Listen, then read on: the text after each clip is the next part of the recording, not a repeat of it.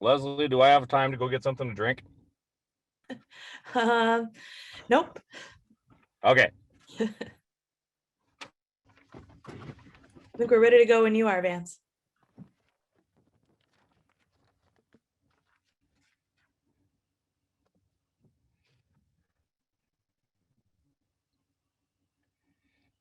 All right. Ready to start, Leslie? You're good at that? Yep, we're ready. Just go ahead. All right. Greeting, fellow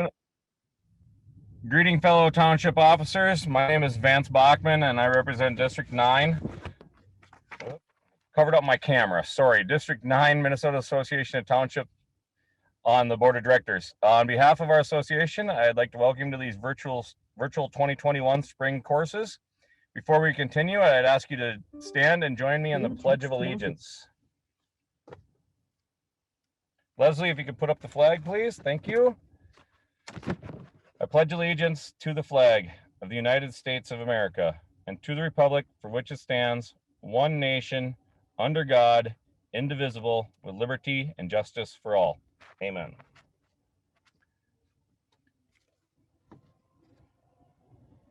Well, we got kicked out of my full screen, so we realize these pandemic has been stressful on you in conducting your township duties, and we hope that these presentations will assist you in providing services to your communities. Matt is still operational, and we are still here to assist you in any way we can. Should you have any questions or anything presented in these courses or at any township issue, please let us know. You can use your chat for questions during the presentation. So does everybody know, if you move your mouse around a little bit, you can get down to the chat down there. Shows our mute, stop video participants and our chat. Today's presentations are for new officers day 1, which includes 3 classes. Materials should have been sent out to you, out to the registrants. Were they sent out to everybody, Leslie? No, I'm going to go ahead and put them in the chat function right now, so folks can view those in the chat function. And then I also remind people that if you have a question, you can put it in the Q&A section, and Steve will get to those during the presentation. Leslie, that's what it says. Leslie will also put them down in the chat box. They're also on the MAT website near each class registration link. So back on our website, if you clicked on that registration link, they were on there. Today's presentations and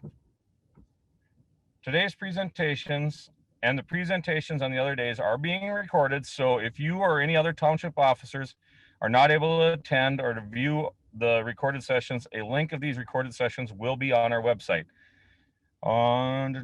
Some courses are offered live 2 times because Matt realizes that township officers are still engaged within their communities. Therefore, we wanted to provide more than one opportunity to participate.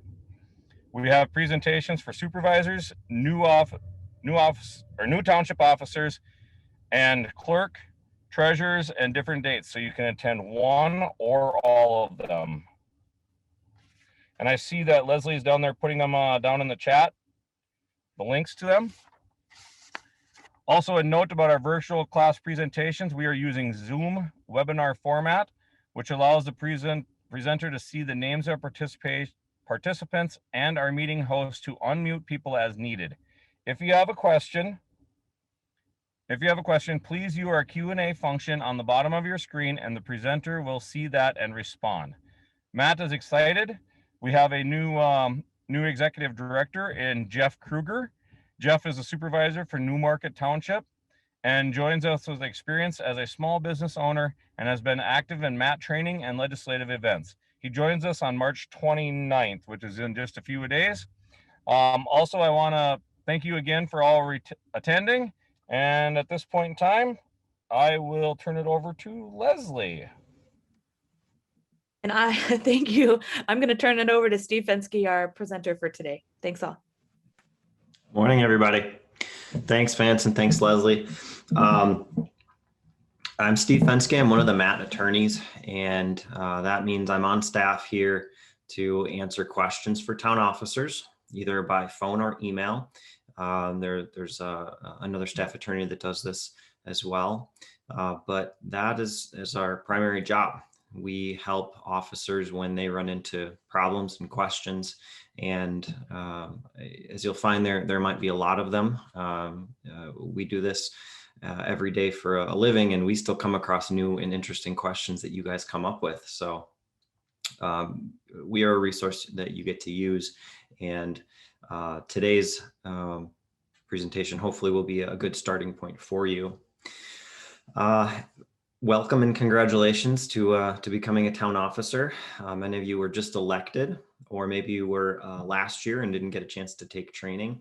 But congratulations on becoming a town officer. I'm sure all of you have recognized a lifelong dream of getting onto your town board. There's so much power and money and prestige that comes with this that it's good you're doing training today so you understand how to use all that power. And I'm only joking a little bit there, because you will have surprising powers as a town board officer. Things that people don't quite understand you can do, and that the town board has power to do. So it's very important you understand the limits of those powers and the extent of them, and how to use them. Okay. When you got onto this board, I'm going to guess how it happened. Somebody came to you and said, Mr. Larson or Johnson or Halverson or Anderson. It's almost always somebody with an SON name on the end. He's retiring and we need somebody on the town board. And they said, well, immediately we thought of you because everybody respects you so much and in the town, and we'd really love for you to come be on the board. And you might have hesitated, but they said it's only going to be an hour a month, one evening for 1 hour a month. And you believe them. It's probably going to be a bit more than that. But the part that was true is that people respect you. If you got on this board, it means people voted for you, or people respected that you have some integrity that they want in their local government. Okay. And what we're going to talk about today, all of the topics we talk about, come back to public trust. That idea that people are going to put trust in you, and that's why you're here. And that everything we do and all of these laws we're going to talk about are built to keep public trust. So as an overall view of what you do as a town officer, if you're not sure what to do, go back to that. Well, how do I keep the public trust? That's a good question to ask when you're not quite sure what to do. Okay. And then use the resources that are available to you. Again, that could be me and people in our office. We have materials online that you'll be able to use that we produce. You also probably have a town attorney. Okay. It's very good that you're here. Like I said, there's things that you would not know. There is nothing common sense about government. I don't really believe in common sense. It's not something that's real. You have to learn all of this stuff, and it's not obvious. You would think some things about a meeting. Well, what's a meeting? Well, we're going to talk about what's a meeting. There's some of these laws that you can read, and I'm sure you could understand very easily. The contracting law, we'll talk about it, but you could read it and probably parse it out pretty well. Other laws, like the open meeting law, you would have no idea what that thing means, even if you read it, because it's not very complete. And we're going to go through those. The reason it's good you're here is a lot of town officers who are just elected are not taking this training. They may not be aware of it, or they may have been told, don't worry about it. You don't need to do this. It's all common sense. We'll teach you on the way along here. They are going to run into problems because there's too much to do and too much to understand without having some training. You are also going to run into situations where you've had the training, and maybe some of your more experienced supervisors or clerk or treasurer may say, well, we do it this way. Or we're too small of a town to follow that rule. None of that's the case.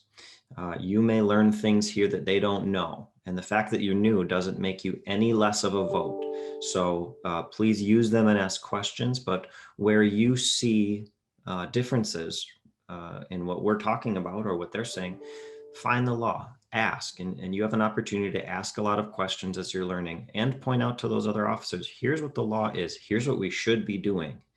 And express your expectation that they will do that and that's the way you'll vote. Okay, that will keep you out of trouble. That will keep your township out of trouble.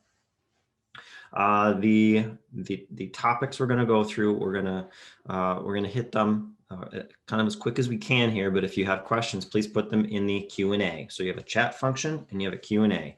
Put them in the Q&A.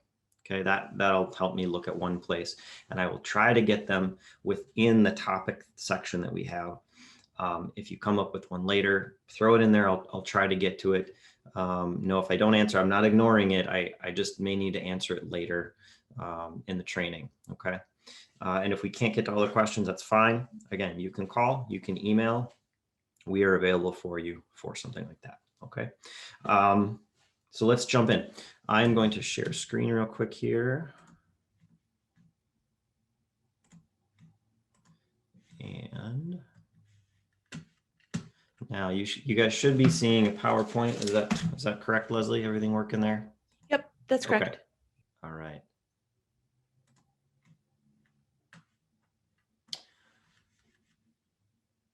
Okay. First thing is, where do you fit? What's the nature of town government? And that's what we're trying to get at here.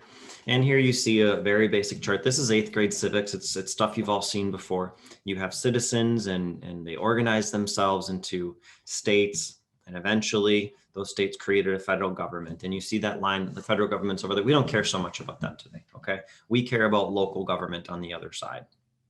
And what you'll see here, under that, you'll see townships, cities, and counties. And you will notice that they are next to each other. You are, as you'll see, not situated under the county. And it's because you are co-equal branches of local government. So Steve, excuse me, I'm sorry to interrupt.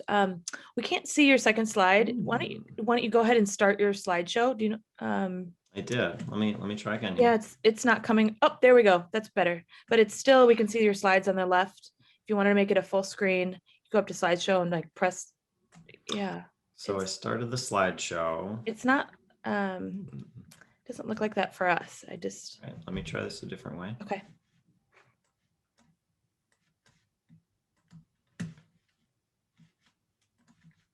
Let's do a new share.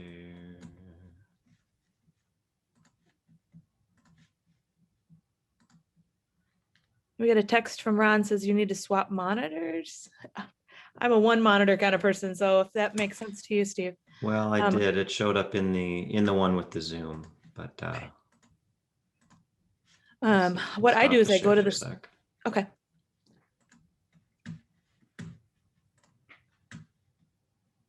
There was a question inside the chat too. Yes, there is a copy of this recording that's going to be that'll be on the website later on.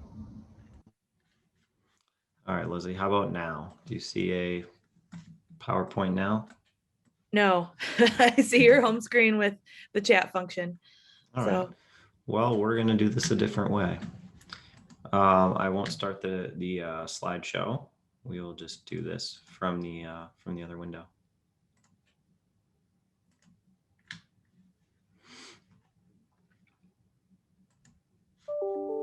Are you seeing the PowerPoint window? I'm seeing the PowerPoint, yep, with the first slide, with the slides over on the left. And now you see nature of local government?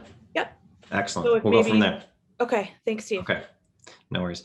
All right, folks. So what you have, nature of local government. On the bottom, we have townships, cities, and counties next to each other. You are not situated under the county. You are a separate branch of local government, and you all work together. There are places in law where one group or another has a preference. Okay, for example, liquor licenses. Well, interestingly, the county, they issue the liquor license, but they can't do it in a township unless the town board approves it. So that's one place where, okay, the county may issue this license, but they have to get the permission of the township. Let's say the county board disagrees and they really want that bar or liquor store to have the ability to sell, but the town board refuses. They can't stop the town board. They can't overstep the town board there. Okay. Another goes the other way. Counties have the baseline control in planning and zoning. Okay, so if they set a planning and zoning ordinance, the township has to use that as a baseline. A township could create its own ordinances, but they can't be less restrictive than the counties. The rule is that they have to be as restrictive or more restrictive. So take a setback. If the county has a 100 foot setback from the road for a building, well, the township could have 100.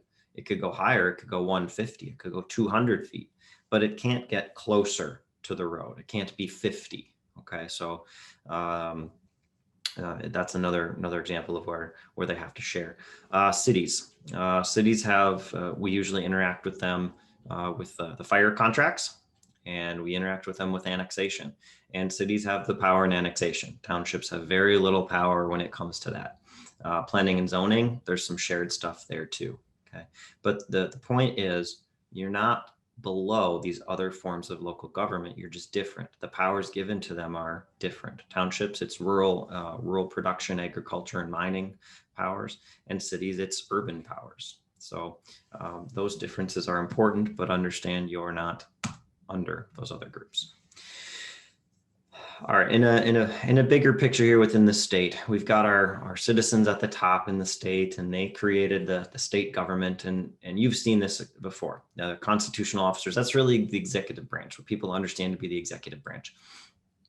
And there's the governor and the statewide elected offices, and their job is to carry out the laws that are created by the legislature, some would argue first branch. The legislature there, okay? And notice here, local government is under legislative. Your township board is a legislative body. You are in the legislative branch of the state. What this means is that you don't answer to the governor or to the statewide officers. So let's say you have the governor coming into a town meeting. Okay, well, it's a big deal. This doesn't happen very often. And the governor rides in and he gets there and says, I'm happy to be here, but gosh, those roads are awful. They're terrible. It was washboarded so bad, I'm going to need dental work. I order you guys to get out there and clean up that road, put some gravel on that road. And what do? Well, in this case, you can say, well, thank you, Governor, for your opinion. We'll take that into account. But we are in the legislative branch and you are in the executive branch, and the condition of our roads is left to our board. And we have reasons that we've done what we've done. But what we'd love is for you to help us out with some funding, and then we'd be happy to get some gravel on there. And also you want to get a picture, okay, with the governor, because we'll put you on our magazine if you send that picture in. Okay. But the point is, you guys are in the legislative branch. You do answer to the legislature. Okay. But you don't answer to the governor. All right. And on the right, we have the judicial branch. The judicial branch just kind of hangs out over there. In school, they're taught, well, they decide if laws are constitutional, but it's not like they're reviewing them once they're passed. They only review cases and controversies. So there has to be a problem that first comes up, and then it gets to a court. And you see our Supreme Court, our Court of Appeals, which is the Intermediate Appellate Court, and the District Court. And those are your local courts, the District Court. Here again, there's a separation of powers. And you may have a situation where somebody's upset with the township and they sued the township and it goes to court. In a lot of situations, a judge cannot say, town board, I think you made the wrong decision. They cannot do that. Instead, they can interpret the law and apply the law. And if the town did something that was exceeded the law, yeah, they can say that wasn't allowed. You can't do that. But they can't say, here's what you're going to do instead. And what they have to do is send it back to the town board to make a decision within the boundaries. Okay. Or the judge could say, well, this is never a decision we would have made. This is the worst possible decision you could have made. But they have to give deference to your decision because your elected supervisors made that decision and they're in the legislative branch. All right. That works in our favor a lot of times. Municipal powers. Everything you do comes from a statute, and towns are sometimes called creatures of the legislature. And it's this idea that you don't exist inherently. There's nothing inherent about the township. You're not above the state constitution, right? Everything in our state government is within that constitution. And the legislature itself acted to create townships. They didn't exist before that. So everything you do, you have to find a power granted to you, right? And again, folks have heard that idea of towns are, or government is limited powers. It's not unlimited, it has limited powers. And this is what it means. Anything you do has to come from a statute. The way we break this down and the way that the legislature's done this is by creating our own small separation of powers. So you see the box at the bottom here that says town electors. Then you got town board and town electors. Well, this is the way that town powers are divided up.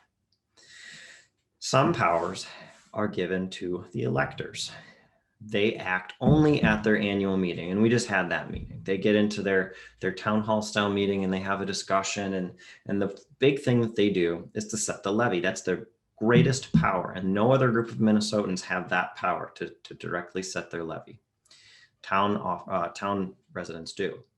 Okay, they elect their town officers through their election that happened before or after your annual meeting. They also create townships at the start of a township. Okay, but notice, compare that to the second column with the town board.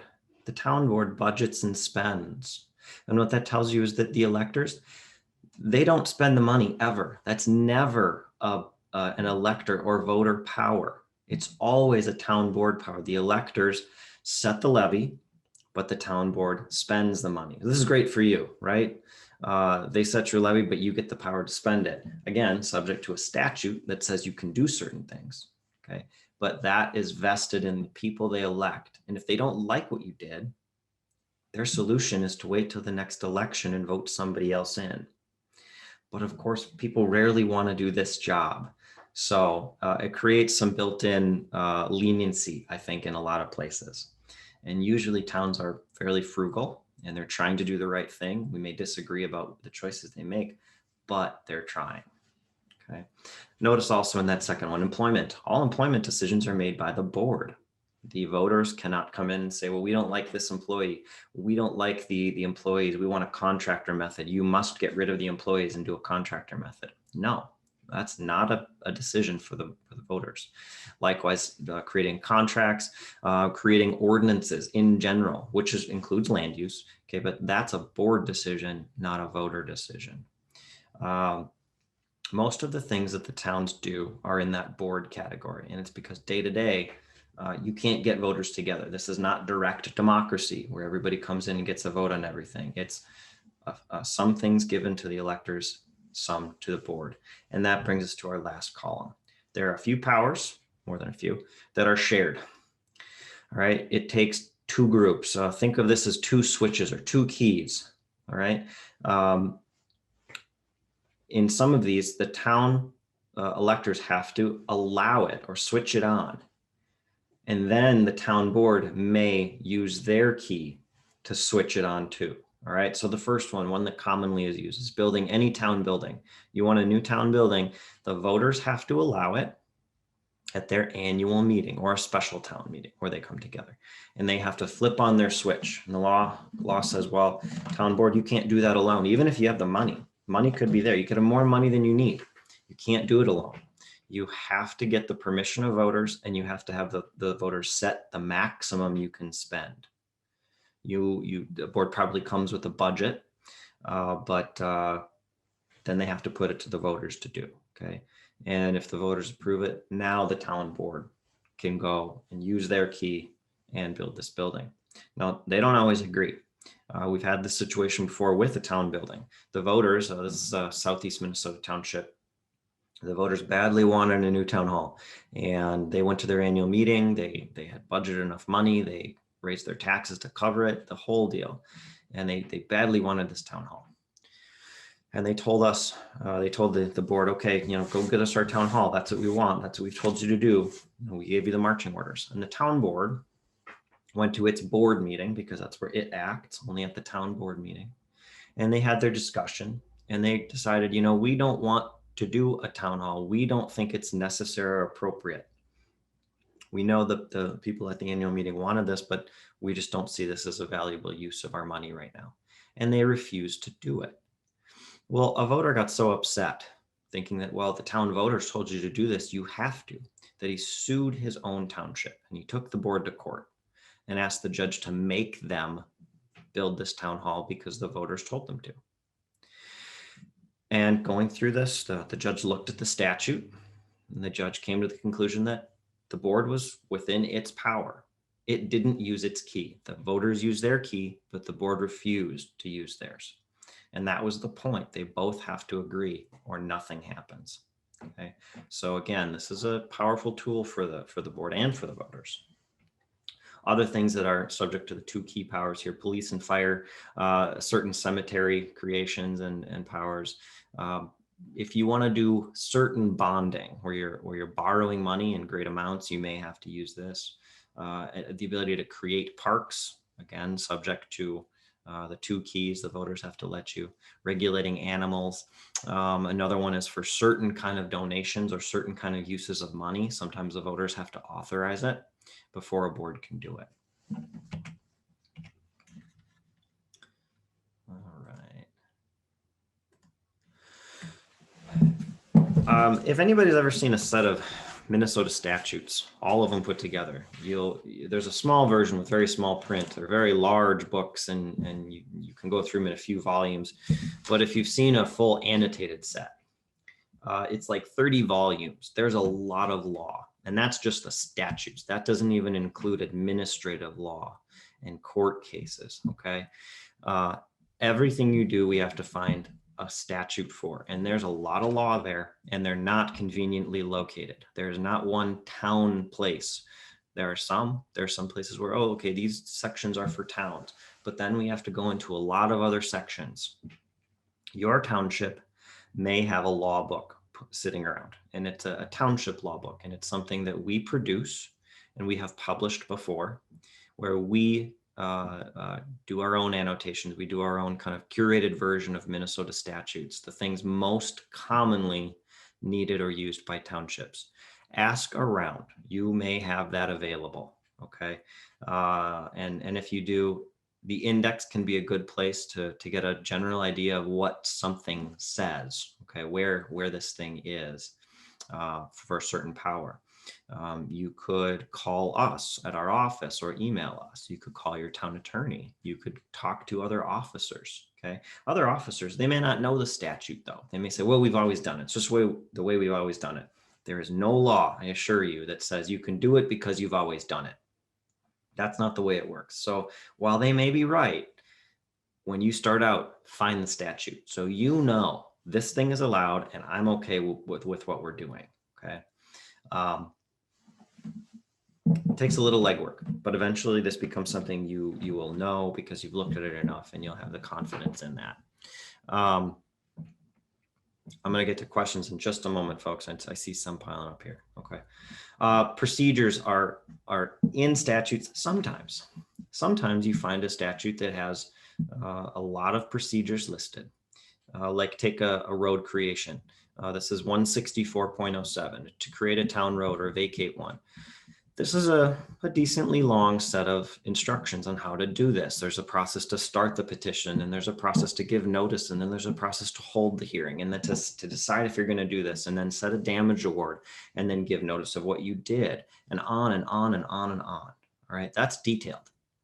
And you could go through the statute. You could use our resources. We've done a checklist that says what that statute means. Okay. It's important to follow every single step, because if you skip a step, when you get to the end, it's like you acted without authority at all. So let's say you forget to give notice of something in a road vacation, and you get to the end and you vacate the road, it's gone.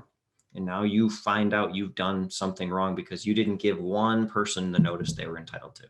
That could unravel everything you just did, which could have big implications.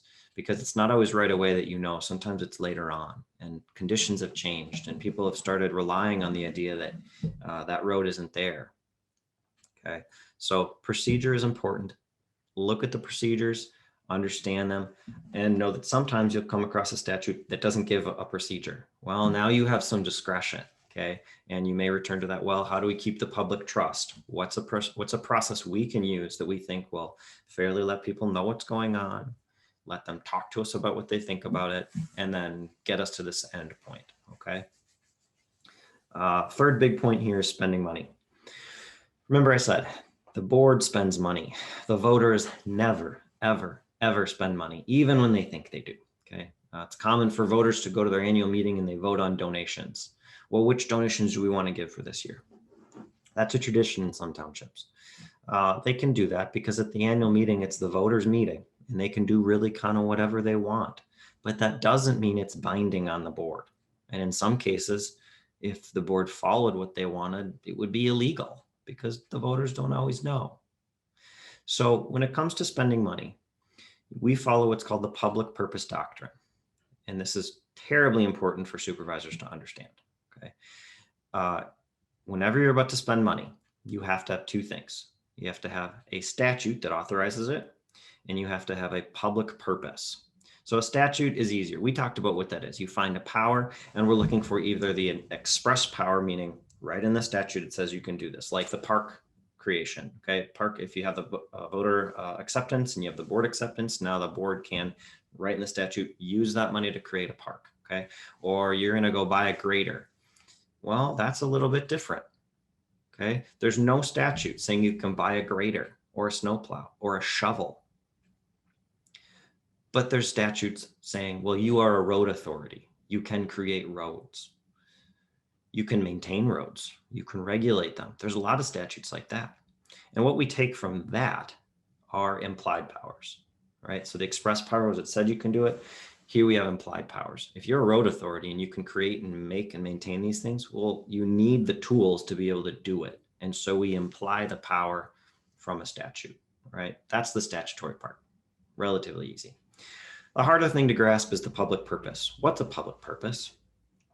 I'm going to read this from this slide only because this is what a court describes it as. It's an activity as will serve as benefit to the community as a body and which at the same time is directly related to the functions of government. So that's a long way of saying it's got to help your community and be related to what you do as a government.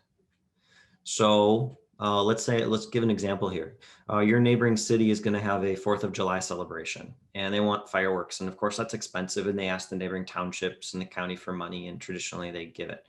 Okay, you can do this. There's a statute to give money to another government. And there's actually a few ways to do it, but there's one very easy way. And you give money to your community, and there's the folks in your township. Of course, they don't just stay within the township; they go to the neighboring city too. You're a community beyond those borders, and this is all okay. There's a statute that allows you to give money to another government, and this is something your community can use and enjoy, and it can be related to your function to provide social activity or entertainment. So we can make that argument. But let's say you are in northern Minnesota. And you're a supervisor and well, for 4th of July, you head down towards Rochester every year. And Rochester is, of course, looking for money for their fireworks display. And you decide, well, hey, I want to give money to Rochester. And your board does this. Well, you could give money to another government. That's okay. But here the problem is, how is this a benefit to your community? Your community isn't going to go down to Rochester to view these fireworks, even if they, of course, could. So you can't make the argument that this is really a public purpose, a public benefit to the people who are in your community and in your government. That's where it's a hard line to draw. This can be good because it's hard to say you're absolutely wrong on something, but it can also be difficult when you overstep to know where that line is. Okay. All right. I'm going to hop to questions real quick. Okay. Can we get a copy of the PowerPoint? Carlos, I will try to drop a copy into the chat here in a moment if I can. Okay. Thank you, Leslie. All right. What about improvements to a town hall? And I assume this is spending money. Improvements, Judy, are not a new building. So when we go back and look at the 2-power thing, okay, that's for building a new building. But improvements are firmly within the town board power. Renovation or improvement is just, you already have this property, you're just maintaining it now. So you don't need voter permission to go maintain the township hall. And that can be pretty extensive. That could be a lot of money. And I know that doesn't add up always, okay? Irrationality is a part of government, that's okay. It's just the way it is. So when you're building something, go ahead and, brand new, use the voters, get their help. If it's just a renovation, you don't need the voter permission. Does voter authorization only happen through a true vote or election style ballot measure or a town hall meeting? Okay, so we have a variety of things that the voters vote on and in different ways. This is a good point. When it's a situation, let me back up further. We have our election where you go with a ballot, right? Everybody knows this one. You have candidates and you might have a ballot question. and you mark your ballot for your preferred candidates and the ballot question. You put it in the machine. Okay. That's different than the town meeting or the annual meeting, where the voters have certain powers at that annual meeting. And the difference is in how the statute phrases it. If a statute says put it on a ballot, then you have to do that. Okay.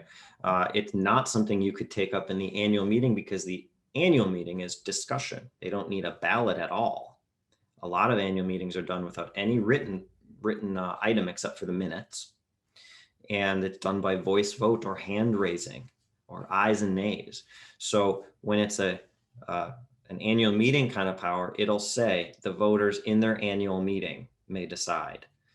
Whereas if you see that word ballot, we're talking about that ballot language. Okay. And to preempt another question, you can't just throw anything on a ballot. To get anything on a ballot, you have to have a specific statute saying you can pose a question.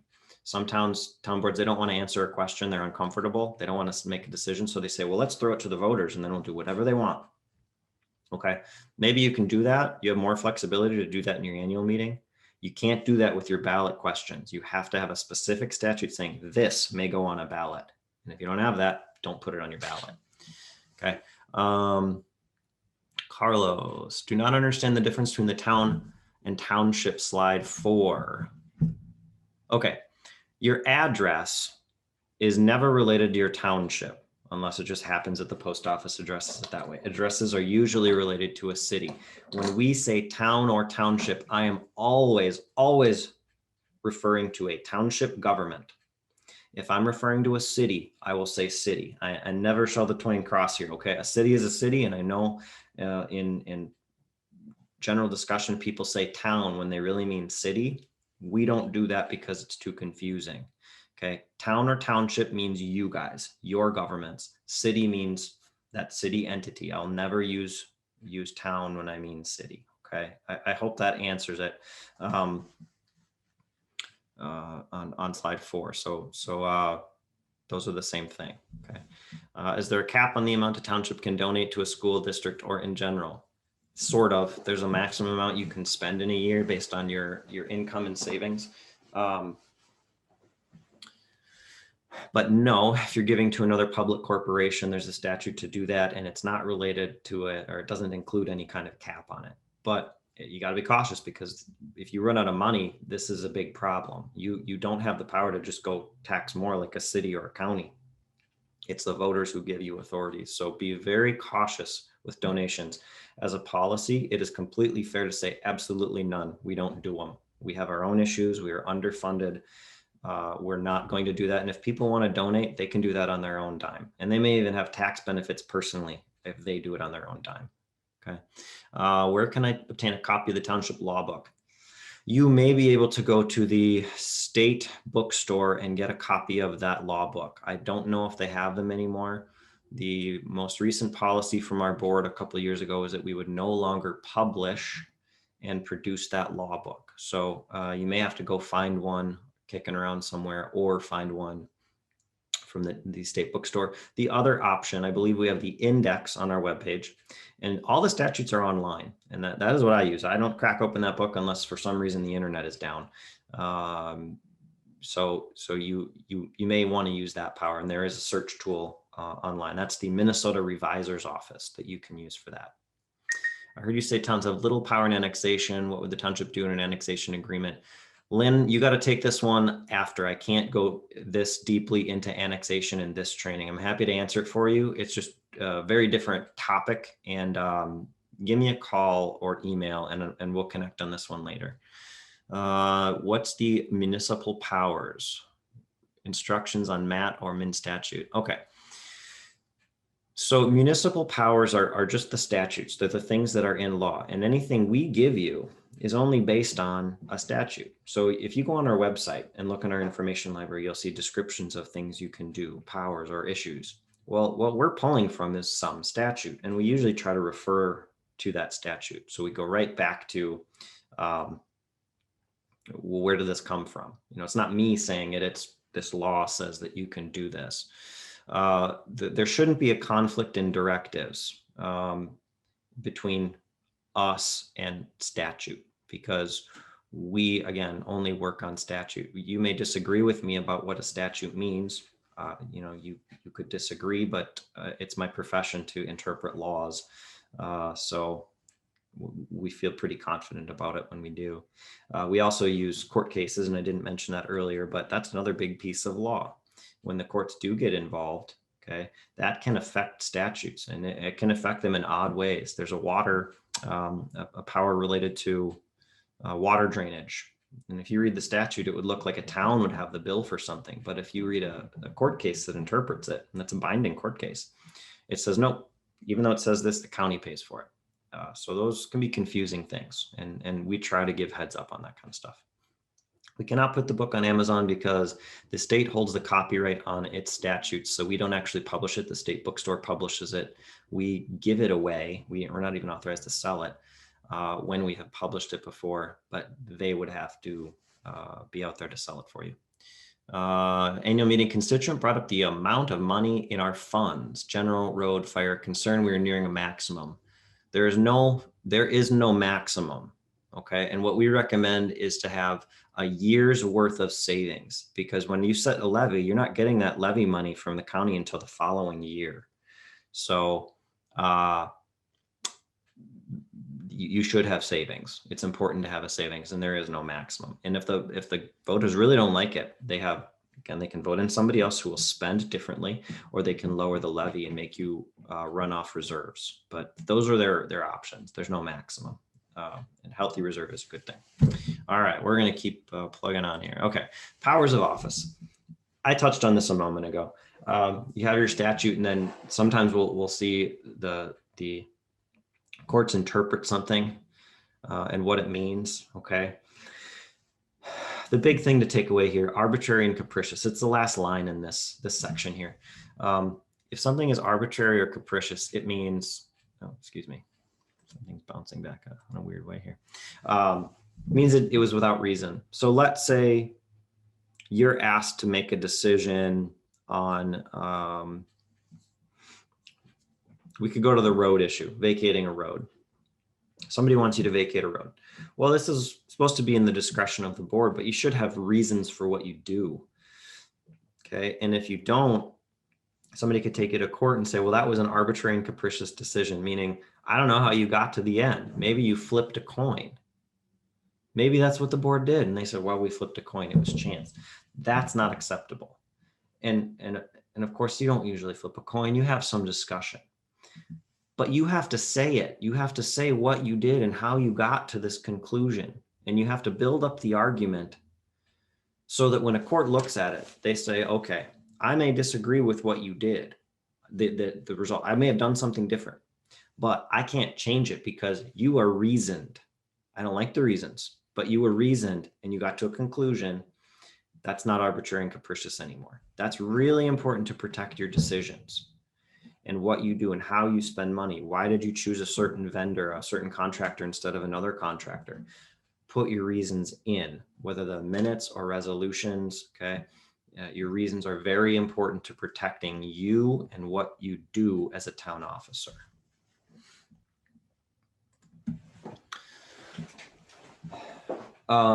If you don't know what some of these rules are, there's both civil penalties and there's criminal penalties. There's not a lot of criminal penalties. This is not intended to be a scary presentation, okay? There are a few things though. Again, they're not common sense. You wouldn't know that they're there unless somebody told you, that are important and easy to avoid. They're so simple to avoid that any of you here, I really suspect you'll never have a problem with this because you're here listening to this and understanding what it is. Civil penalties. Civil penalties are usually raised against the township itself. It's pretty rare that you see something against an individual, and there's good reasons for that. But what this it relates to is when you come into office, you have to enter office properly. This isn't an office means something special when it comes to government. It doesn't just mean the place, I'm in my office, right? No, that's not the term we mean. We mean the body, the embodiment of government power is the office. And that's something special. Again, it's that public trust. So when you come into office, you had to do a couple things.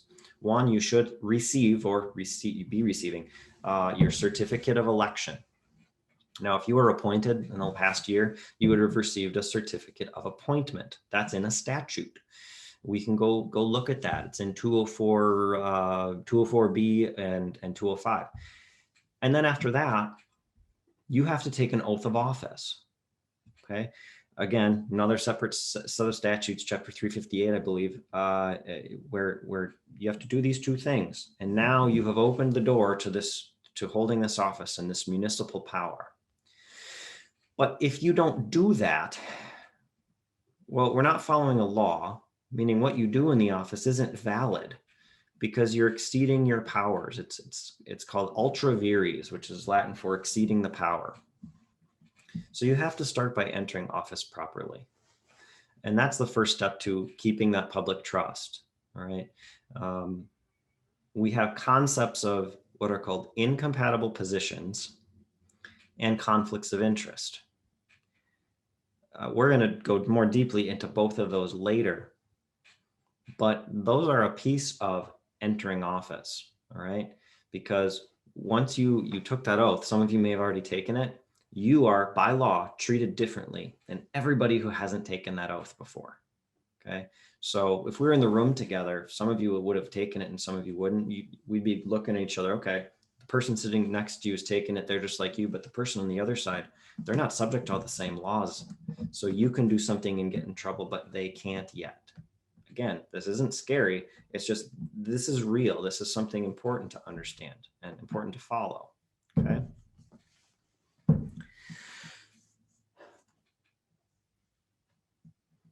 Thinking if I missed anything here.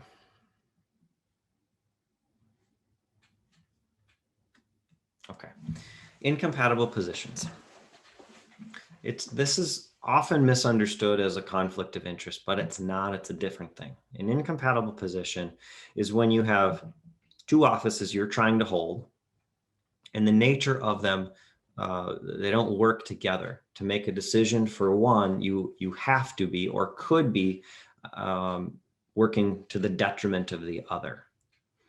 So it's kind of that idea of you can't serve two masters. Well, you can't do that. We can't say, well, I'm on this board and when I'm here, I have this little box and I'm only going to do what's right for this organization. Okay.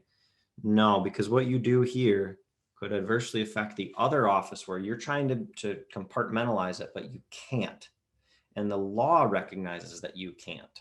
So as powerful and as great a thinker and as clear as you think it is, and as much as you can rationalize everything you did and why it's good and fair, the law won't let you do it, okay? Because it's a part of keeping the public trust. It's when you go into this town officer box, the expectation is you now have fiduciary duties to act in the best interest of the township, which can't work with certain other offices, okay? This happens in either statute, there's some statutes that prohibit it, and in court cases that prohibit it. So we can look in both places. Some are obvious. The statutory ones are obvious. The court cases are a little less obvious. Okay. Again, this is, we have the quote from one of our cases here. Public offices are incompatible when their functions are inconsistent, their performance resulting in antagonism and a conflict of duty, so that the incumbent of one cannot discharge with fidelity and propriety the duties of both. It's language from 1923. We don't talk this way anymore. They don't fit. That's the summary of this. All right. So we have some examples, and we have a resource online that has this, and the state legislature has a good resource too. Our state legislative research staff has put together good examples of things that are not compatible. So as a town supervisor, you cannot be a county commissioner. That's in a statute in the county commissioner section. Once you become a county commissioner, you cannot hold town office anymore. What happens if you try? Well, in that case, the law says if you're sitting in one office and then you try, and as soon as you take the oath for the other one, the law will automatically deem that you are out of office for that first one. Okay, because it won't let you hold two at once. It'll say, no, that was never possible. So we're going to assume that the newest one is the one you're holding. But let's say you keep going to board meetings and you keep voting and you keep spending money. Well, Now we're back to this other problem. You haven't entered office as a town officer properly. You maybe did before, but you vacated that office when you took the new one. And when you're acting as a town officer without doing this process, it's actually a crime. It's called impersonating a public official. Okay. Obviously, county attorneys are out, beating the bushes for town officers to prosecute, to find out who's impersonating a town officer, and of course, they always get caught. And so I've never seen this happen. Town officers are not out there impersonating anybody, but you got to be aware this is out there, and it's not the county attorney that's going to be the problem. It's going to be somebody who's mad at you for something. And they're going to figure out, oh, you're not in the office properly. Now I can complain that you've broken a law, and the county might have to do something. Okay. So it's important that you're holding that office properly to start, or when we go into our new office, that you understand you can't keep acting in the old one. All right. Another one, town supervisor and a park district commissioner. Another one is a legislator and a town officer. Just making sure.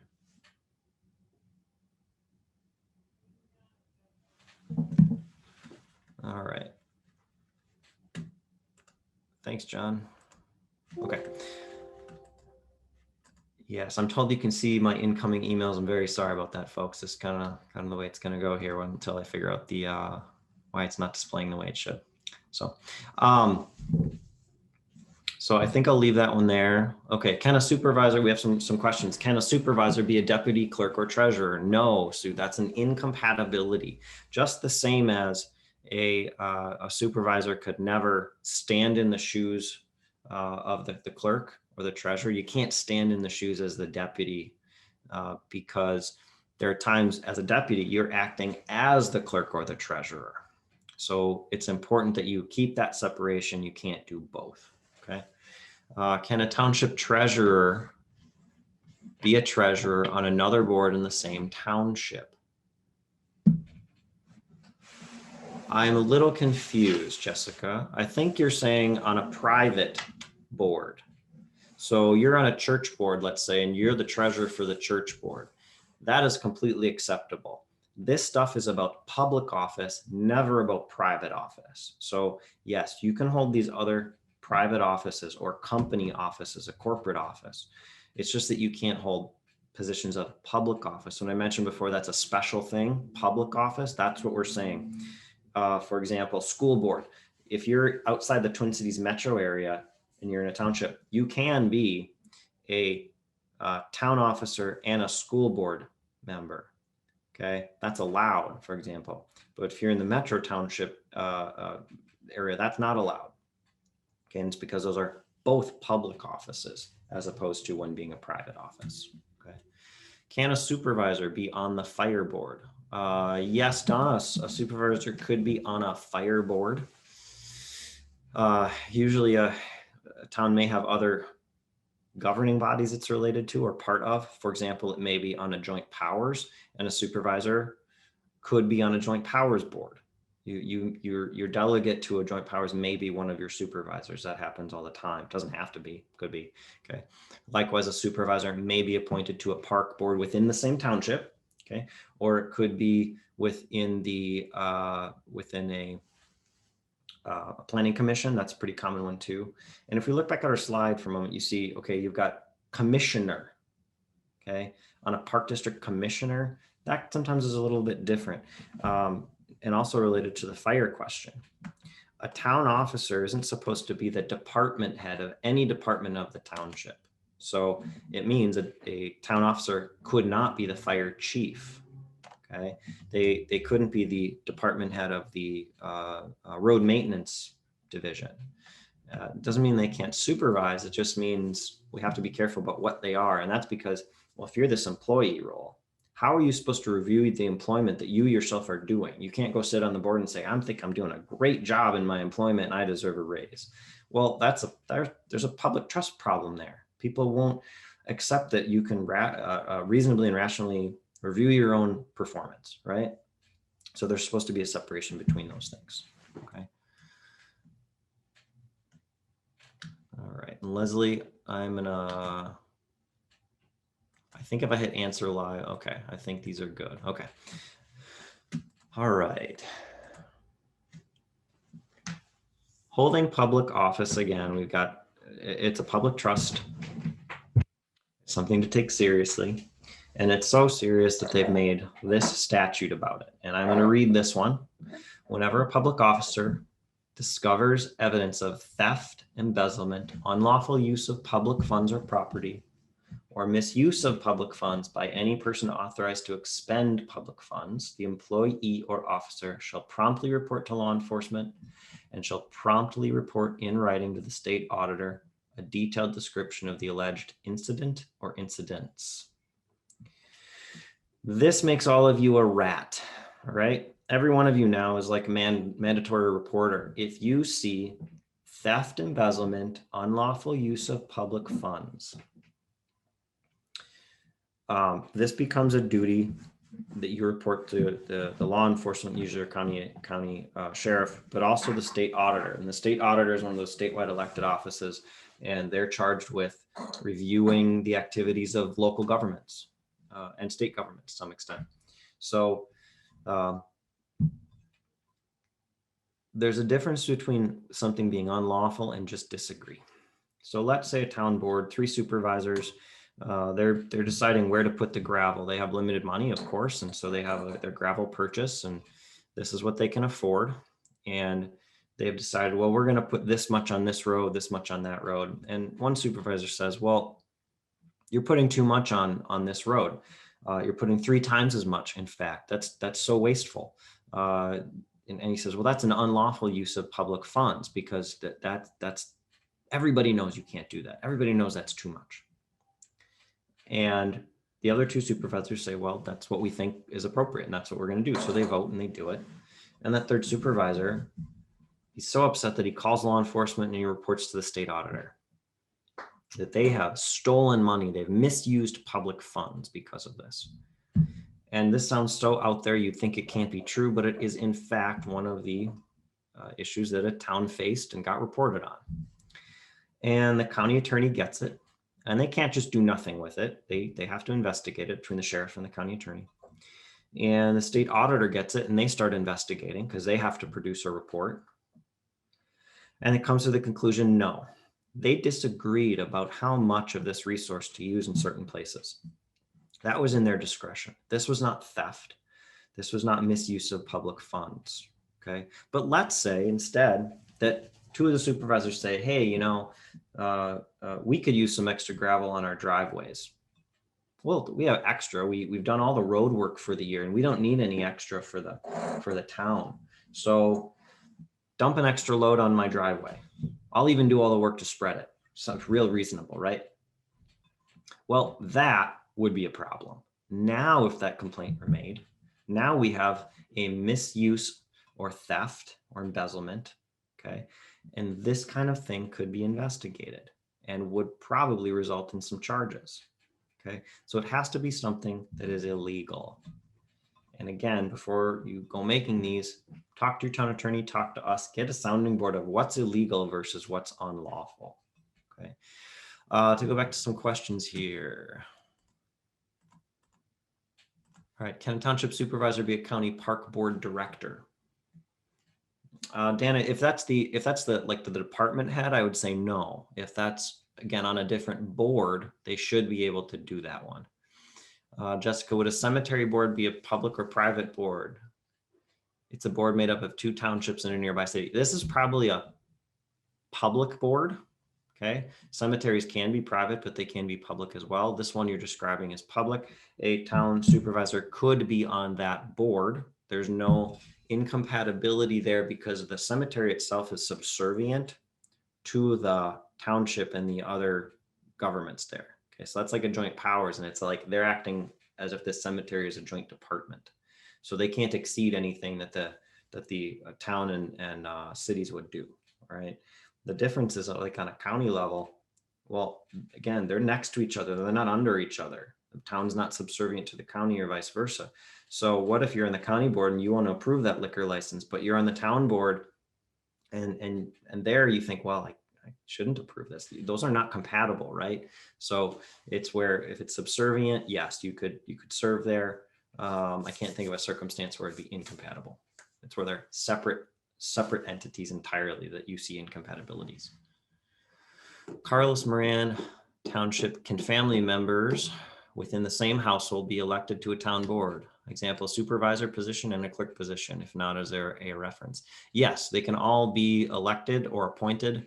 There is no prohibition on that. And it's because your ability to hold office is connected to your ability to vote. So it's a personal right. It would not be fair to my wife or me, for example, if one of us was on a board somewhere and the other loses the civil, I'll say right here. I don't like using the word right ever, but the civil ability to be able to hold office in the same place. Okay, because the voters are generally making that decision. If the voters allow it, this is fine. They have to be cautious about open meetings, but it's certainly allowed. Okay, so no issue. And many townships have multiple family members on them. I think we've had them as many as 4 out of 5 that were in the same family. There's nothing illegal about it.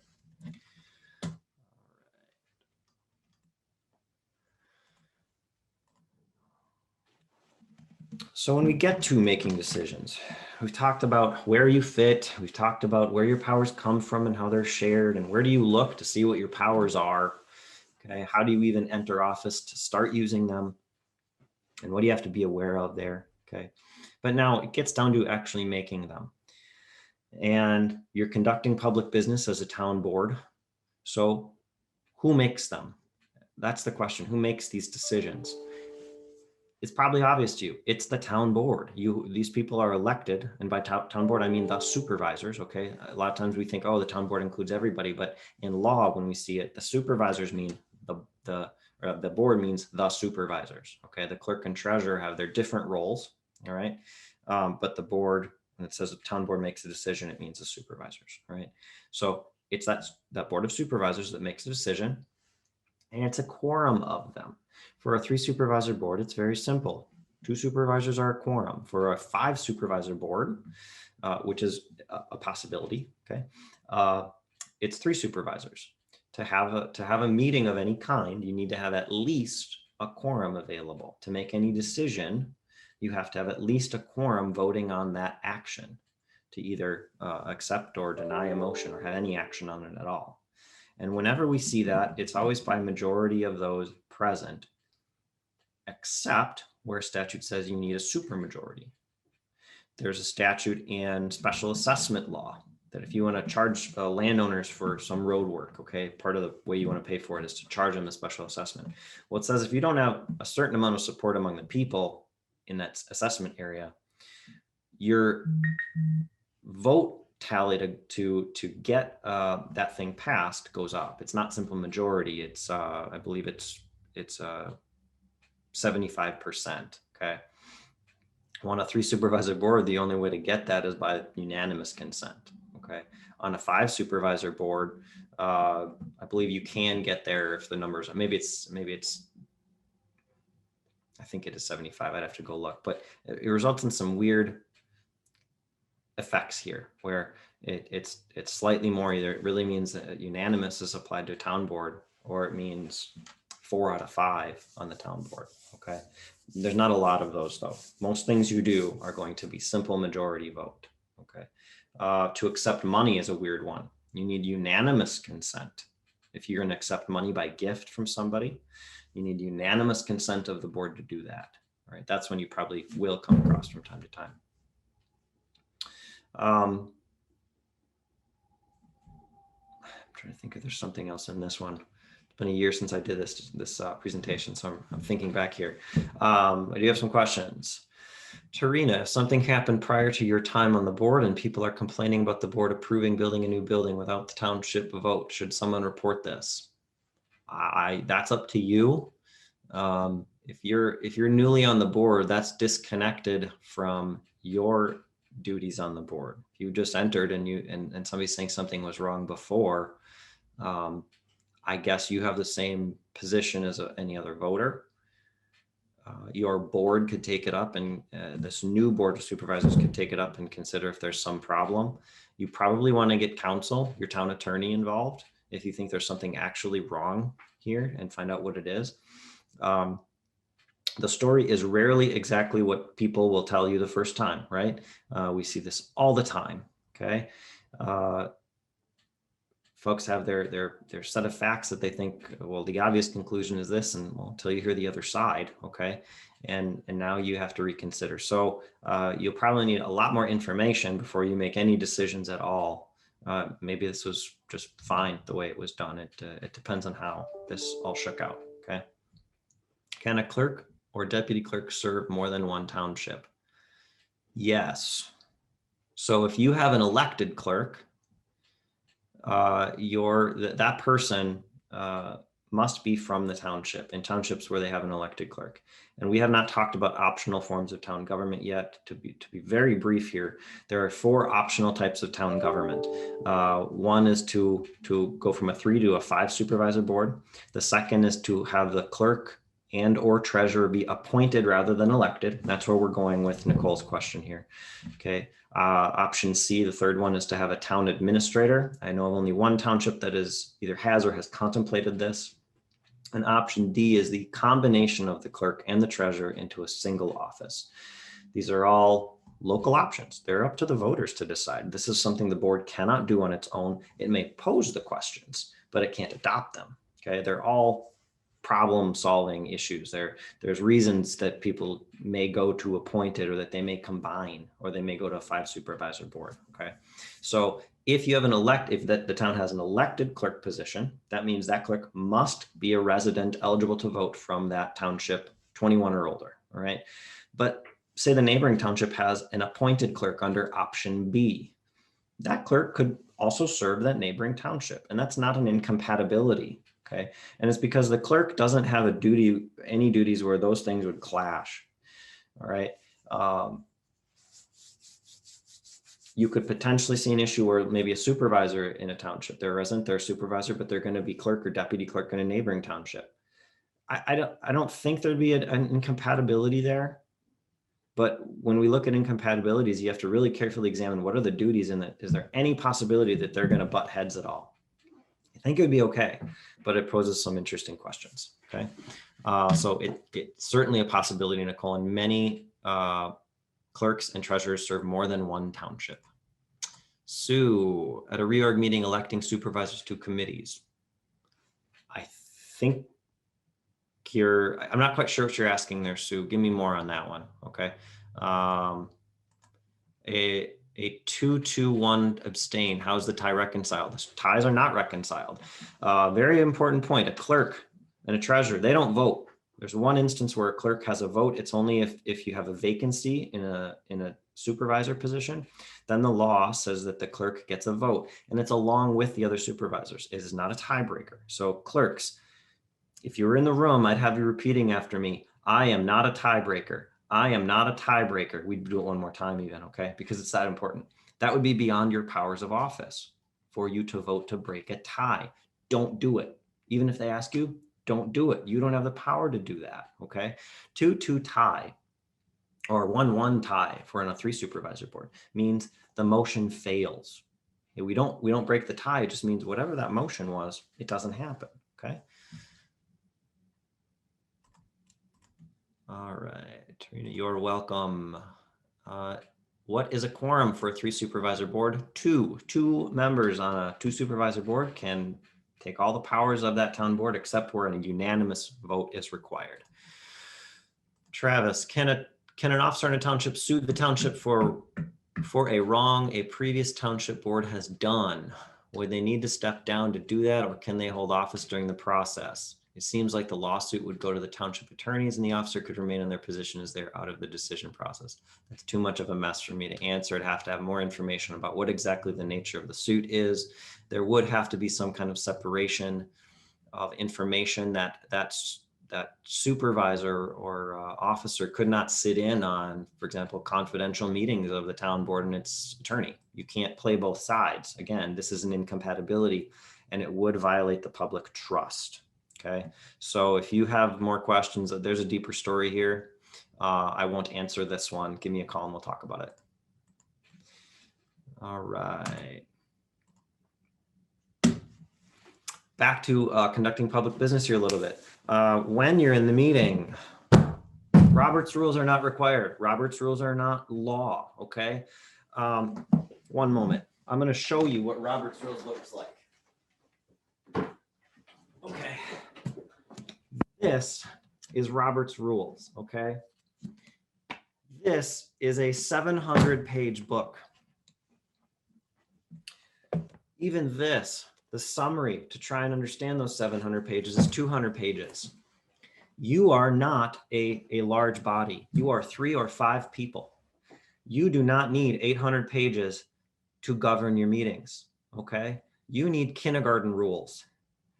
Don't interrupt, wait your turn, be respectful, and don't hit each other. And that is all you need, okay?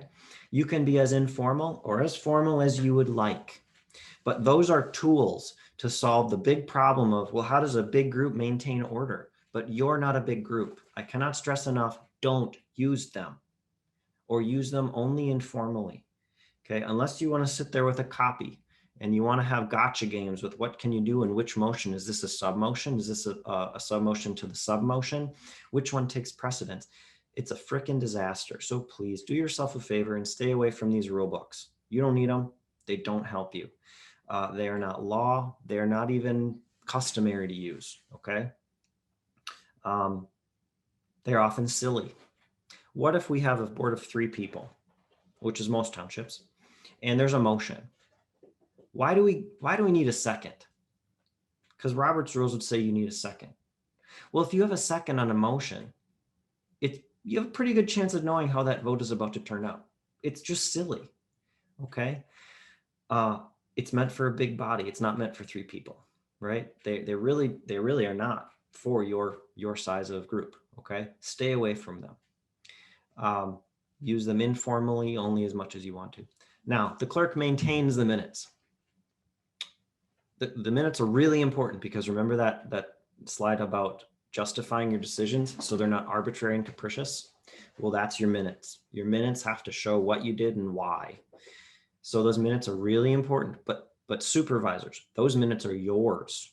They are not the clerk's minutes. Okay, the clerk may help you. The clerk may choose to write them for you, all right? Don't mess with your clerks. Your clerks are really important. They have a lot of duties and they're not your secretary, okay? So when you've got minutes, understand if they're taking them for you, they're being nice. They don't have to do it, okay? And if you want changes, ask them nicely. If you have certain changes that you can write up in advance and give them the text of what you want to change, do that for them. Don't mark them up and say, go back and fix it, okay? You're asking for a clerk to say, I'm done doing these for a while, and they can do that, okay? Those are the official minutes. The clerk must maintain them, meaning once they're done, the clerk must take them and as part of a record keeping duty, ensure they're kept and maintained. That's the clerk duty, not to take them. Sorry for the phone ringing, okay? Respect your clerks, respect your treasurers, okay? They are not subservient to the board. Again, you work together, especially if you're all elected, all right? Stay in your lanes. I cannot stress this enough. As you guys work together, if there's conflicts, go back to who makes the decision, who has which role, and stay in your lane. Otherwise, you end up with a lot of problems in that township. All right, so is public discussion allowed after the motion or after the second? Up to you guys, because you don't follow Robert's rules, right? Which is a good thing. Some boards choose to have public discussion whenever it comes up. Most cities and counties, what they do is they have larger meetings, is they will have a public comment period, either before or after the meeting, and that is all. They do not take just offhand, raised hand comments throughout the meeting. And it's because that board meeting, okay, we'll go back. That board meeting, okay, who makes decisions? That's the supervisor's meeting. It is not the clerk's meeting. It is not the treasurer's meeting. It is not the voter's meeting. They all have a right to come and see and hear it because of the open meeting law we'll talk about in a little bit. But that meeting is the supervisor's meeting to accomplish their business. I liken this to the House and the Senate. If they're in session and they're on the floor of the House and Senate, I'm a lobbyist. I cannot wander onto the floor to go talk to somebody. It's like that. I can see and hear it. I can sit in the gallery. I can watch it on TV, but I don't have a right to interject and I don't have a right to say something. Okay. It's the same situation. Now, we're in a different setting at a town board. You may, if your board wants to, do it that way. But here's the door you're opening up. If you do this, you're going to open up the possibility that people are not regulated the same. Okay. Well, we took 2 comments on that last issue, and then we only took 1 on this issue, but somebody else wanted to comment. Well, maybe they didn't comment because the board just wanted to get done. They knew what they're going to do, and they all have to get home. Okay. But you open yourselves up to problems when you do it in a free-for-all. And this brings us to our next slide. If you're going to have public comment, have it subject to rules. We recommend having a public comment period before. You could do it after, but the common complaint is, well, you already made the decision and now I don't have a comment. Okay. Public comment is limited. The first thing we hear is, well, I have a right to speak. No, they don't. There is no First Amendment right to speak at a town board meeting. Okay. Because that business meeting isn't what's called a public forum. It's not a place where people have the right to express themselves, right? So they can be removed for trespass. The only reason they have the right to be there is because of that open meeting law, which is a good thing. The open meeting law is a good thing, right? But the tendency is for people in the public to think that that board meeting is theirs and they can do whatever they want and they get to participate as an equal member with the board members. Not true. I'm not a senator. I'm not a House member. I don't get to wander on and participate in their discussion. Okay. For some reason, this is not closing. Excuse me. All right. So when we get to the rules, common rules are have a limit on the amount of time you can talk. 3 to 5 minutes. That's more than enough. You can say an awful lot in that amount of time. Okay. Have a limit on the number of people that can talk. Okay. If you do a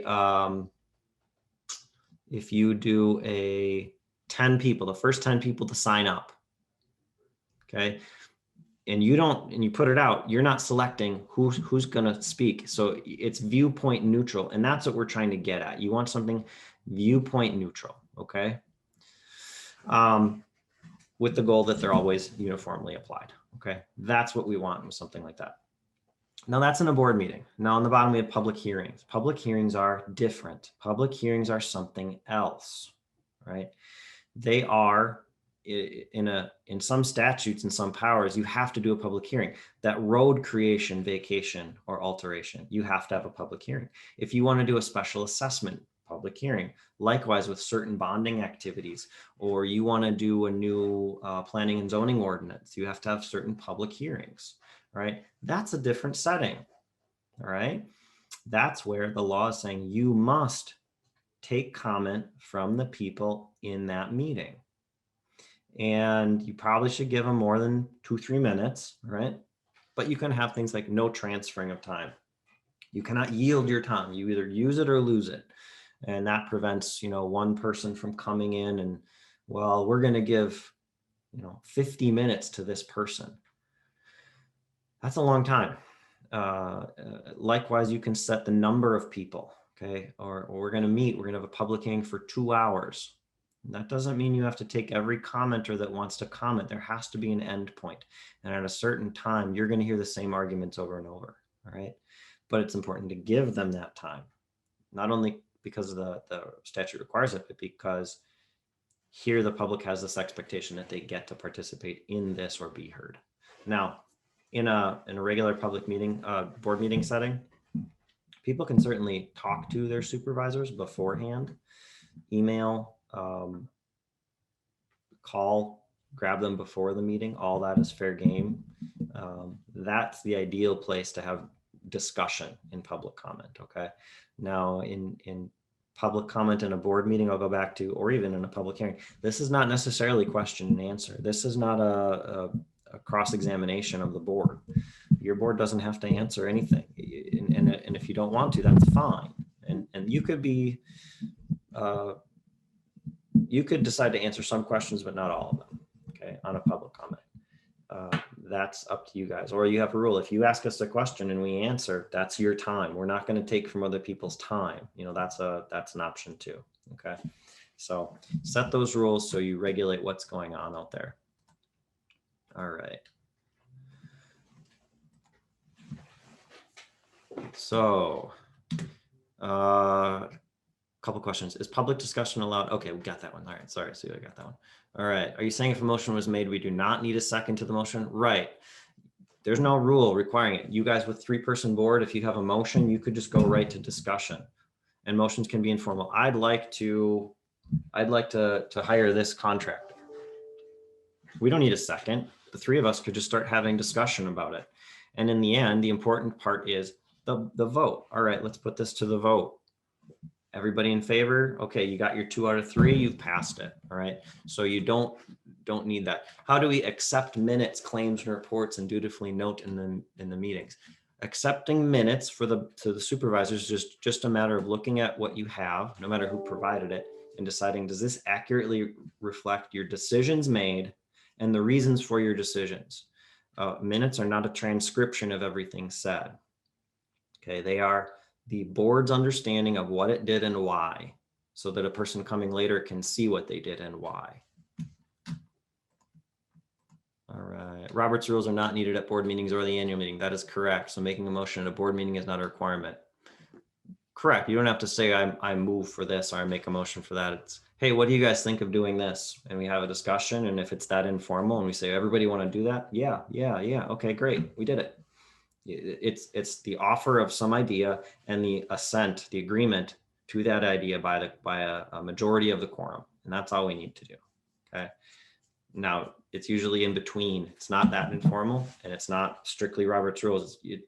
Town board often will, well, I move for this because people understand what that means. Okay. I put this thing on the table and I'm going to do it this way. Right. But you can do it different ways.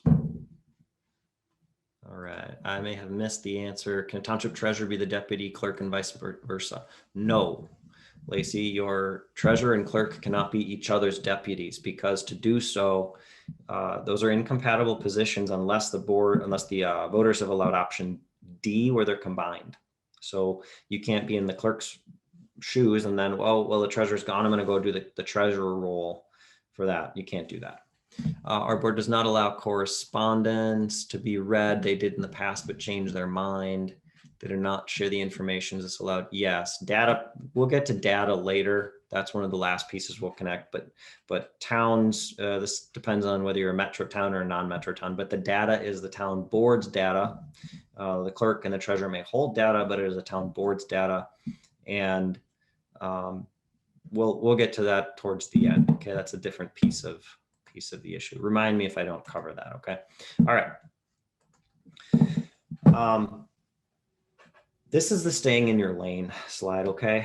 And I'm not going to go deep into this. It's important to see. And as you guys have the handout of the slides, you can look through this a little bit, but in the interest of time, I'm going to skip it for now. Okay. It's important, but I think you can read this and get an idea. Okay. All right. Take the oath, ask questions, use all these resources. Again, stay in your lane. That's the last slide. Last, if you don't know what to do, don't do anything. Don't do anything at all. Okay. You rarely do harm by doing nothing. You do harm by taking an action that upon later, looking at it, you shouldn't have taken. Okay. So stop. Don't do anything. You're in government now, and government is meant to go slow. And people talk about that seriously. And also, they kind of joke about it, but it's true. It is meant to go slow. It's okay. You should be going slow. It's not a problem. All right. Jump into open meeting law. This is a big piece. This is a big thing that you have to be aware of. Now, it applies to supervisors, clerks, and treasurers. It does not apply to you in your role as clerk or treasurer, but that does not mean I want you to tune out, because your supervisors may need help with this. They may need a reminder at certain times, and they may use you or try to use you to get around this law. Right? This is a unpopular law for elected officials, because It's difficult. It creates roadblocks and it's frustrating. Okay. But it's a piece of Minnesota good government law. Overall, despite what anybody says, you compare us to other states, we are a good government state, meaning there are a lot of opportunities for people to see and hear what's going on in their government, to get access to information, all that stuff. Okay. We're a good government state, and you are part of that with this open meeting law. So open meeting law. This is in chapter 13D. It is not a long chapter, not very long. Okay. But it doesn't answer everything we need to know. It says all meetings must be open to the public, but then it doesn't tell you when you are having a meeting. And instead we have had to have court cases tell us when we're having a meeting. Okay. That can be rather difficult. All right. This is so people hear and see. It is not to participate, though. There's no part of the open meeting law that says they have a right to participate, right? Courts, when they review this, they review it and they do this in favor of the public in general, okay? That doesn't mean the board never wins or something like that, but if there's a question, it's usually construed in favor of the public.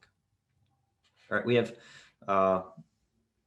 this law that applies to, again, supervisors, elected officials, planning commission, advisory committees, anything you guys create as a subset of your town government, this applies to. And it's so that you can't subcommittee out all the discussion and decision-making of your group, and then the public can't see it because you say, well, it wasn't a meeting because it was a subcommittee. Every subgroup is treated the same way under this, okay?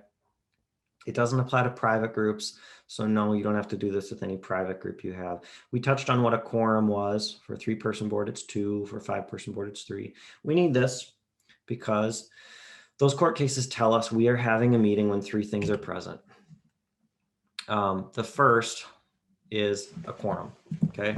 So I'm gonna say this several times. You have a quorum, having an exchange about public business. We're on the first piece. Quorum is very simple. It's adding it up. You have 2 on a 3 or 3 people on a 5-person board, you have a quorum. Now, we won't have a meeting yet, okay, but that's the first element.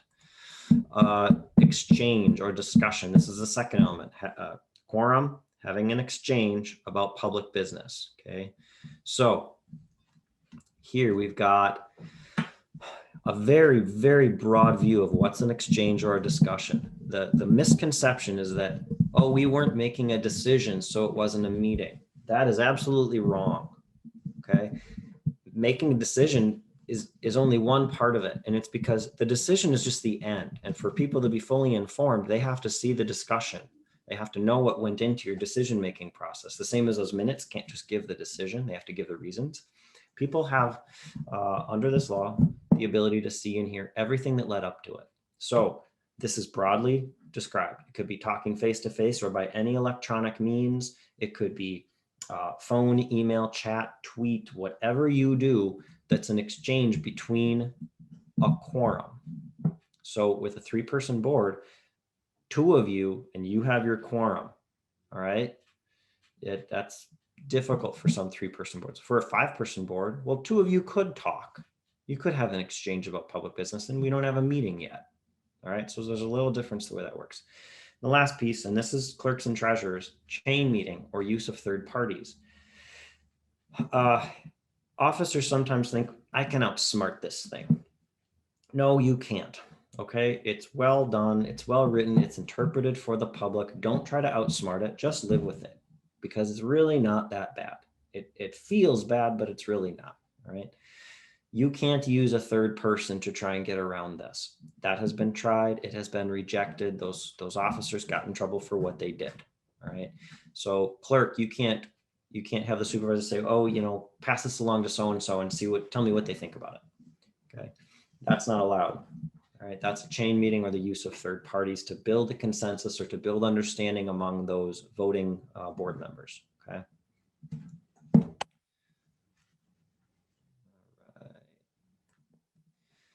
Public business is the last piece. So we had a quorum, having an exchange about public business. It's only public business. This means you could have all 5 or all 3 of your board members sitting together out in the open or in private and they're having an exchange, if it's about baseball, there's no open meeting law implication, okay? It can be about anything else. They can talk about the federal government. They could talk about state government. They could talk about county government if it's not interfering or related to town government, okay? They could have any other discussion they want. It's only town business. So officers give us the question sometimes, it's the Superman Clark Kent thing. Well, can two of them be in the same place at the same time? Yes, absolutely. They can go to the same functions. They're part of the same community. They will be in the same places at the same time. Their duty is to avoid exchange about their town business in that setting, all right? Not to run screaming from each other when they see each other in public, all right? There are exceptions. There's going to be a bunch of exceptions I'll touch on here, but training events like this are allowed. And we presume that when you guys come to training events, usually you're in the car, that you're not talking about town business. That never happens, right? At least we hope, because you're allowed to go to the training event and have discussion about the abstract topics, but you're not supposed to have a discussion with each other about the actual topics going on in your township, okay? Colby, I'll get to yours after I do the open meeting law stuff, okay? That question. Exceptions, we've got a bunch of exceptions, right? Every rule has exceptions. First, there's a site visit exception. This is if the town board believes that it doesn't have someone capable of doing an inspection or something on their own and reporting back, the board as a group may go out and do the inspection. This sometimes is cast as, well, if you have an employee, you must have somebody capable. That is not the case. It is in the board's discretion. Do they think they have somebody who can go do an inspection and come give them the report that they want to rely on, all right?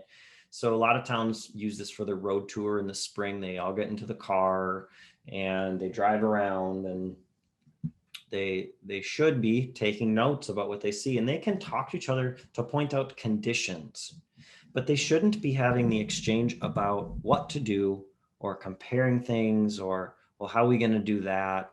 That piece should be in an open meeting that they have later, but they can go out and talk about, hey, this thing looks like it's crumbling. Hey, this we have some washboarding on these roads. What are we going to do with this? So let's take a look at the trees and point things out to each other so that everybody knows what they're going to talk about later. Okay. Some towns try to do this as like a moving meeting. I'm not a huge fan of that. How do you get the public in general into the truck? You don't. So it's limits with that, or they do a bus. That's a lot of exercise for this. Don't worry about that. Just avoid making decisions and having the exchange about what to do, but go make your notes, come back to a meeting setting, and then have those discussions, and you're just fine. Okay. Closed meetings are another exception. There are some closed meetings. In closed meetings, they're all in statute. There's very few. You're not going to be able to close most of the time for what you want to. Closed meetings, we exclude the public. Okay, but every single one of these closed meetings must start as an open meeting. All right, an open posted meeting, and I'll tell you what posting is in a minute. And then when they get there, public may show up, okay, and you say, we're going to close the meeting, and it has to be where you say the statute that you're closing under. We are closing under Minnesota Statute 13D.05 subdivision 2 to consider a real estate transaction or something like this, okay? So it's very clear what's being done, and it goes in the minutes. But then the minutes stop. There are absolutely no minutes of a closed meeting. And it's because people have access to the minutes. They have a right of access to the minutes. What's the point of a closed meeting if you're going to give them a written report?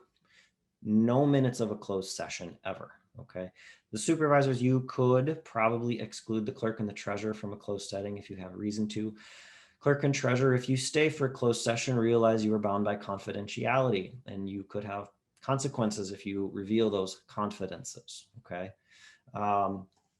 If you're not sure, talk to your town attorney or us about process, because each of these has a process. Some have a little more. Some of them require you to record that closed setting. In fact, all of them but one. If you're having a closed session to talk to your attorney, then you may, you'll have no minutes and no recording. That's under the attorney-client privilege. And here are your common town exceptions, okay? An employee review. This is you have employees, not the supervisor, not the clerk and the treasurer, okay? An employee review, somebody subject to the board's authority and control. and you can close the session with the employee to have their review. At the end of it, you have to give to the public a summary of the issues that were discussed and the conclusions, okay? But don't go bad mouthing the employee. That's not the point. This is not, well, we had a very negative review. It was, we discussed these issues. We made a plan for these issues. That's pretty much what you might leave it at, okay? They're not entitled to a lot there, and the board should be cautious in what it says about its employees because it has duties there too. Preliminary considerations of wrongdoing, again, against an employee, somebody subject to control. But this is just to hear the first allegation and decide if they're going to pursue discipline. Discipline itself, if the board's going to do discipline, has to be in an open meeting, an open public meeting, and that can be awkward, right? It may result in the board deciding, hey, we shouldn't do this as a board. Maybe we should delegate this to someone. Okay, those might be other strategies for that. Labor negotiations, some townships have union employees and they occasionally have union negotiations. You may close for that purpose. And real estate, I mentioned that earlier, an example. If you're buying or selling real estate, it does not make good financial sense to list, well, this is the lowest we'll take for this building in public, and you don't have to. You close the meeting, you set your strategy, you give permissions to the people who need to make decisions right away. Kind of set up the boundaries of their authority, and then they can go do this and negotiate and hopefully get the best deal for the township. Okay, those are the common exceptions. Notice there's nothing for, well, we don't want to hurt somebody's feelings. There's nothing for job interviews. Can't close for those reasons, okay? Saving someone's feelings, like, well, we have to appoint a new supervisor and we had 5 people apply and this is the person that won. We don't want to hurt the feelings of the other people. Well, too bad. They applied and you don't have an exception that allows you out of it. So you're going to have to do a lot of things in the open, again, for the benefit of the public. There's also an emergency exception, okay? An emergency exception is only when you have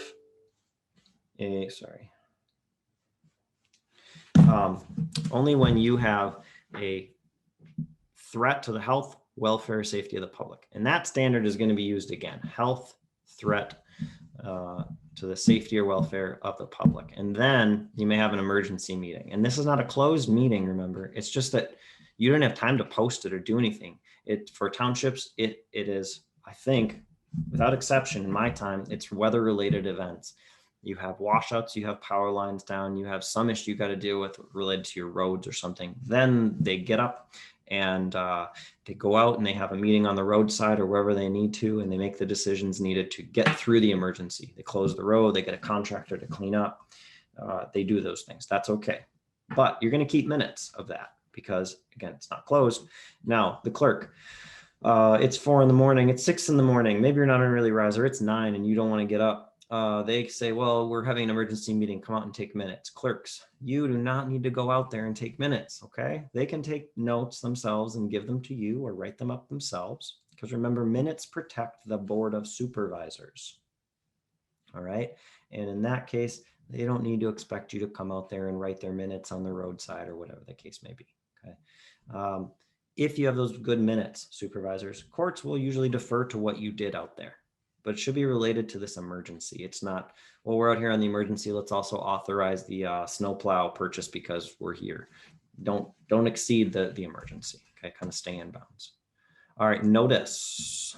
All right, we have different types of board meetings. Again, this is just the town board meeting. This is not the town meeting where the voters come together, the annual meeting. That's a separate thing with its own separate notice provisions. This is the supervisors meetings. All right.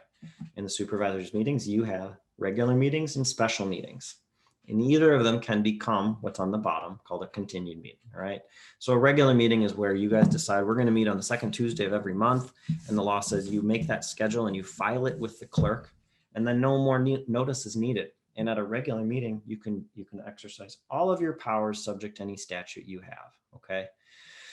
So you go in and do all the things you want to do, and there may not have been any other notice. But as a practical matter, for good governance, we recommend that every township put their scheduled regular meetings on their posting board. Your posting board should be at your town hall. If you don't have a town hall, there should be a place you post it. Now, if you don't have that and maybe you're meeting in someone's house and you don't have a board, the law says that the default place of posting is the front door of the regular meeting location. So maybe the clerk's home. The clerk's spouse may be dismayed to find out that they're going to have meeting notices on their front door.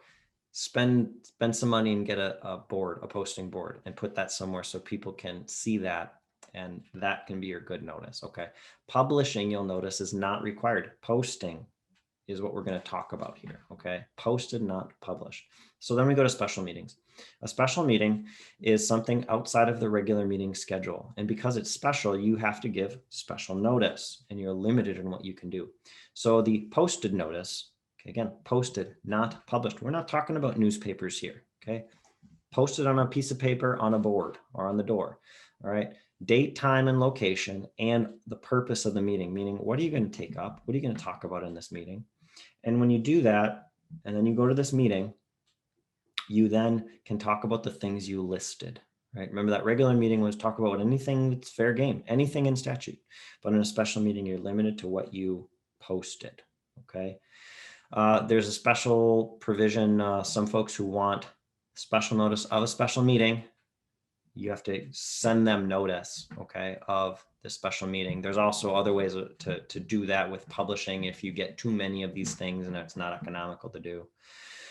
Next thing, okay, the statute reads, the posting or delivery must be at least 3 days before the date of the meeting. 3 days does not mean 3 days, 3 days means 5 days. And it's because of the way it's written and the interaction of several statutes. First, at least 3 days before the date of the meeting.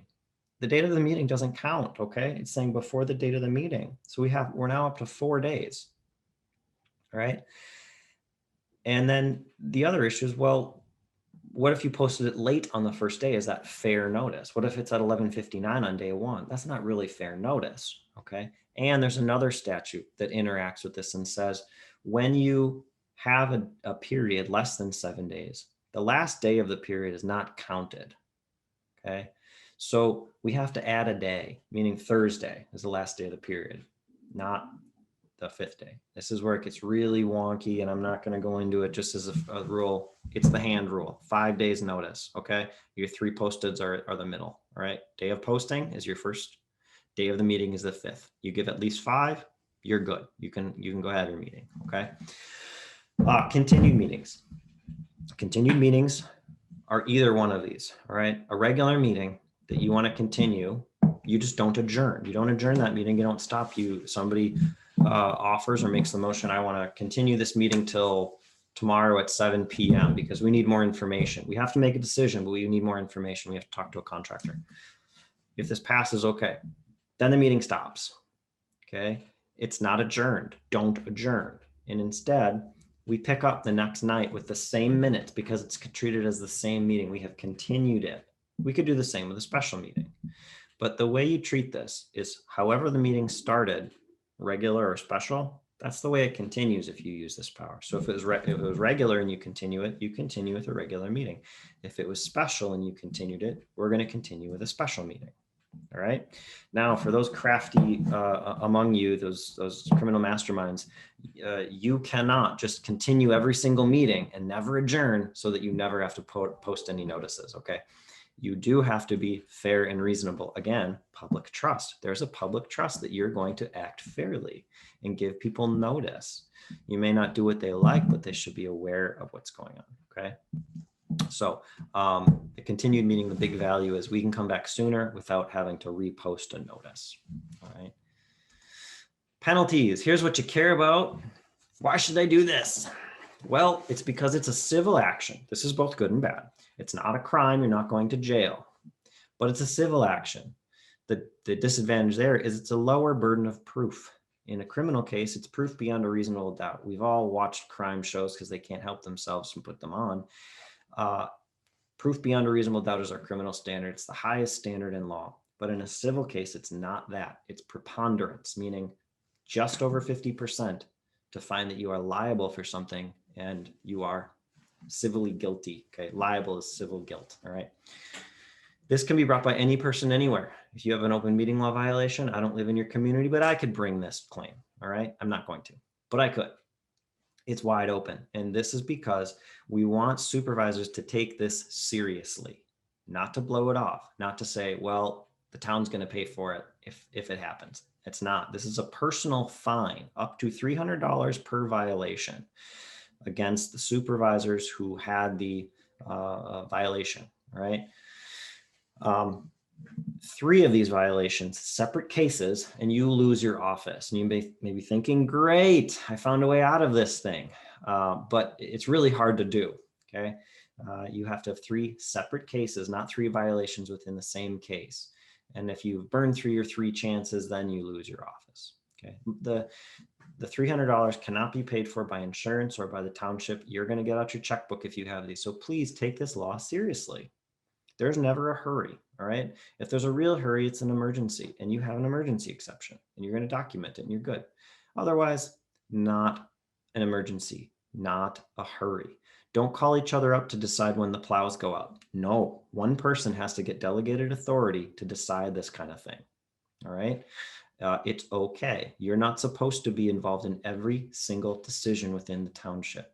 You're there as guide rails, okay? Setting overall policy and direction, not day-to-day operations in the way that a staff would do, okay? The bigger part of this, the more concerning part of this, is the award of attorney's fees. That can be up to $13,000 per plaintiff, all right? And again, town may not be able to pay for this. That depends on how the town views that. But of course, if you're there, you can't vote to pay yourself $13,000 because of the conflict of interest rules I'm going to describe in a little bit. And the insurance is not necessarily going to pay for this either.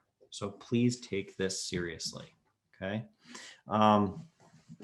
Questions real quick. Okay. How to change a regular meeting scheduled date ongoing. Simple motion of the board. The board of supervisors can change their regular meeting dates or change their regular meeting schedule during a meeting. Okay. There's this chicken and the egg thing too. They can talk to each other, to set a meeting. They don't have to, how could you set a meeting? How could you have a meeting without setting the meeting first? You could call each other and talk about, we're having a meeting at this time. Does this work for you? That's fine. Okay. You have to be able to do that. And then once they get there, if they want to change the meeting schedule ongoing or refile, they change it by simple majority. Again, file the schedule, the new schedule with the clerk, and now you've satisfied the statute. Is it fine to ask the board for a township tour showing me the perimeters and past projects? Jennifer, sure, you can ask the board to do that. Ask us supervisor. Again, this doesn't sound like it needs to be a group effort here. Is that there's the how many persons does it take to screw in a light bulb, and it's always demeaning to somebody.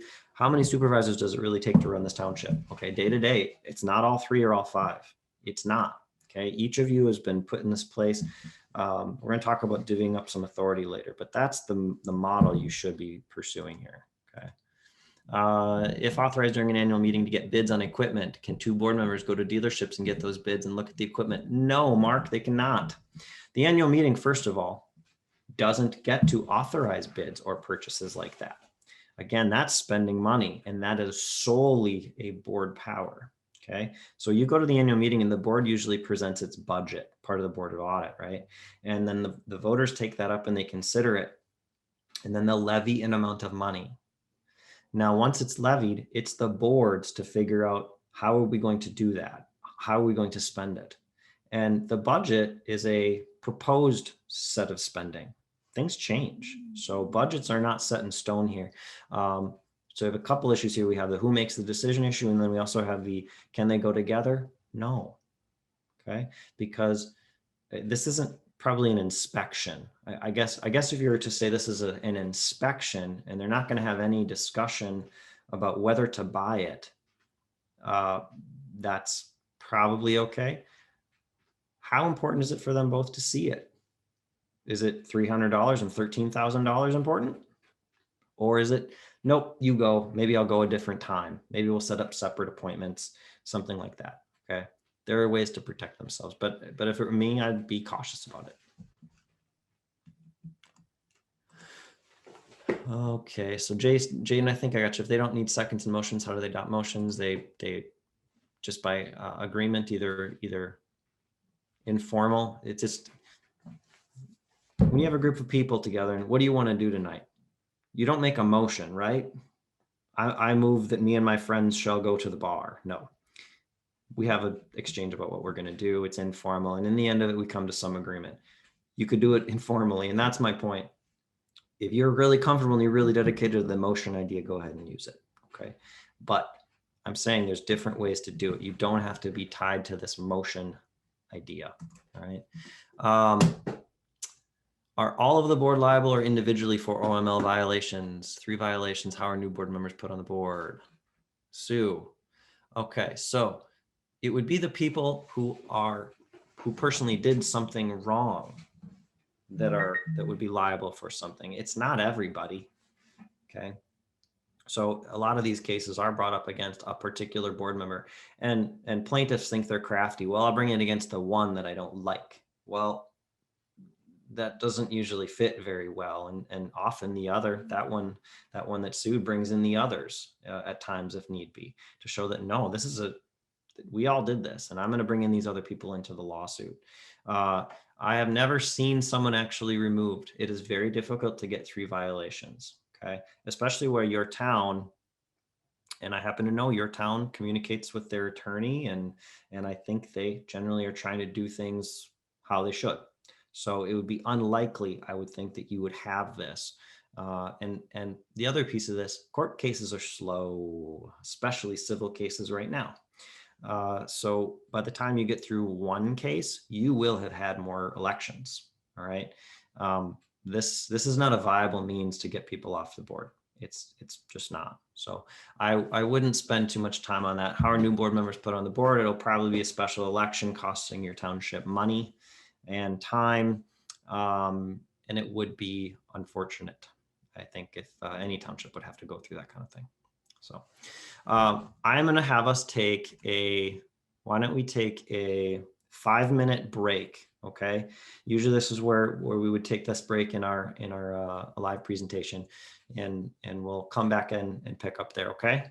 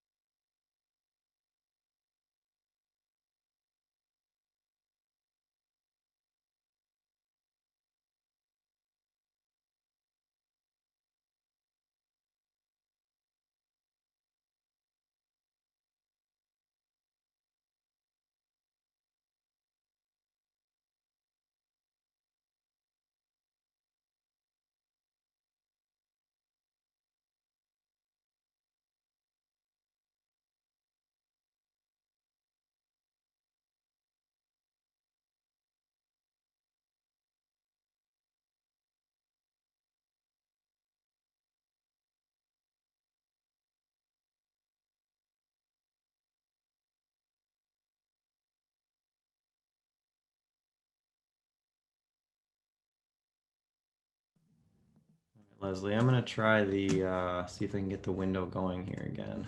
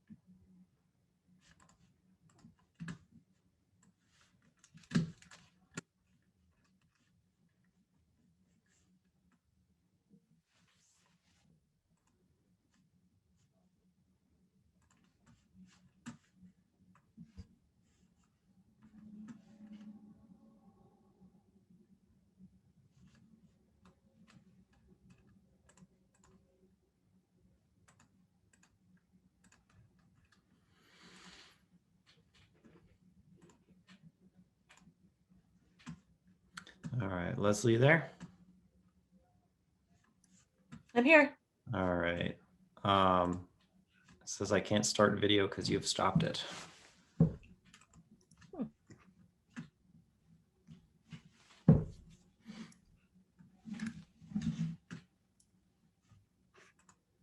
that work? There we go. There we go. Okay.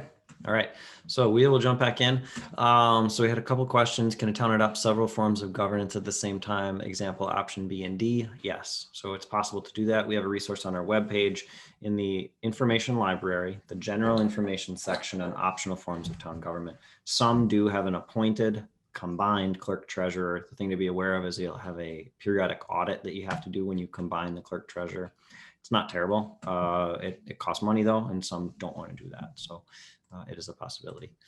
Can the supervisors drive gravel roads together to figure out how much gravel needs to be placed on each road?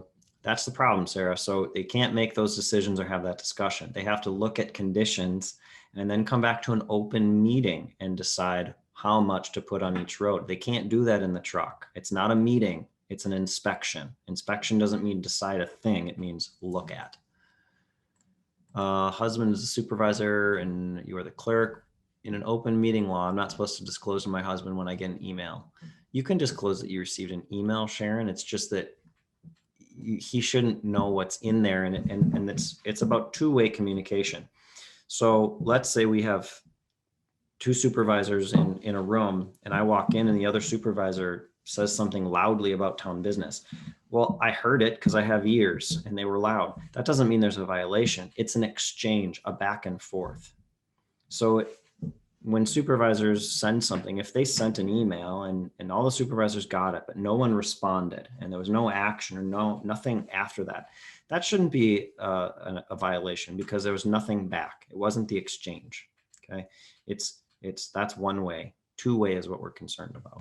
Okay. When is it recommended to tie a decision made by the board at an open meeting to a motion? Is there any rule of thumb for that? No, it's just boards have to act by consensus. And I think we're getting too dependent on this notion of a motion or not. It's not that important, really. You either do this by somebody makes a motion or somebody says something that means the same thing. I think we should do this. And if we have a discussion about that and then we say, okay, well, let's vote to do that.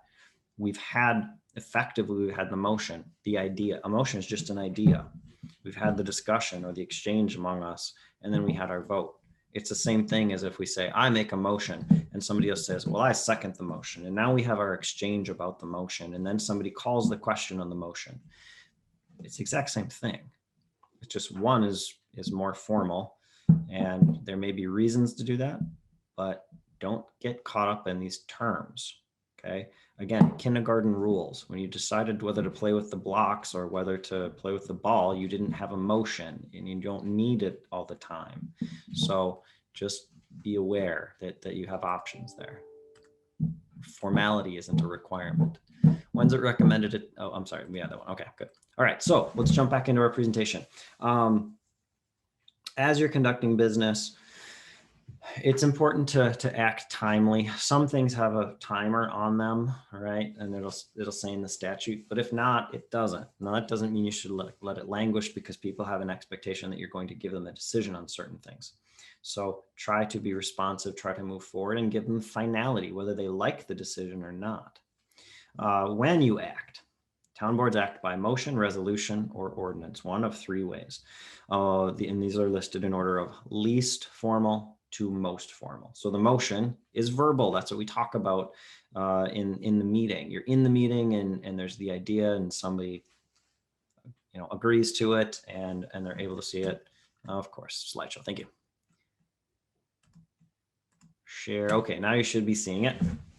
All right, so I'm sorry. So I'm on the third arrow here, approved by motion, resolution, or ordinance. And in that, you have these methods, okay? Motion is the verbal. Its only written record is in the minutes. And most things are done by verbal exchange reflected in the minutes. Slightly more formal is a resolution. A resolution is a written document that has a series of whereas statements, whereas this, whereas that. And these are the things that the board believes to be true. And at the end, you have, be it resolved, the board does this. So it's just another way of acting. It's a more formal way of acting. And certain statutes require that you act in certain ways. Most just are by motion, but some say you have to act by resolution. So let's go back to that donation example. Donations, I think I said they have to be unanimous. I always mess that up. They have to be by resolution, not necessarily unanimous. So you couldn't accept a gift unless you write a resolution to accept it and the board passes it. All right. They're for when you want to either comply with the statute because you have to, or because you just want to more thoroughly explain what's going on. As the risk or the controversy of an issue gets greater, if you're in the more controversial edge, you may want a resolution to really clearly explain what it is you mean, what it is you believe, and what you're doing, because maybe somebody's going to challenge that. That can be another use for a resolution. Last is an ordinance. An ordinance is a little bit different than both of those. An ordinance is a local law, and you have powers to make local laws within those statutes that we talk about. So common ones are planning and zoning, noise ordinances sometimes. You'll have ordinances related to road use or road activities, a parking ordinance or no parking ordinance, ordinances that regulate use of parks, maybe one that regulates the use of a town hall if you rent it out. Okay, and those are more formal. And with that, we get to the fourth arrow there. With an ordinance, you have to publish that in a newspaper. Now we're on publishing. After it's adopted, you have to publish either the whole text or a summary that tells people what it is that is prohibited and the penalty for doing this. Okay, and these can be, I believe they're up to at least petty misdemeanors. Occasionally, they may be something you can regulate up to misdemeanor level. The filing is where you file a copy with the clerk, but you also will have a town ordinance book. And this should be at the county law library. Every county has a law library, often at the county courthouse or county seat. And each local government has a book there. You take a copy, you put it in there, and whoever does it executes an affidavit that says, I put this in this place at this time and this date. And they file that with the town. It doesn't go in the book. Okay, it goes with the town. And now this is deemed you've given notice to the public, because everybody knows to go to the law library and read their town ordinance book, right? Now they're deemed by law to have proper notice, and you can enforce this.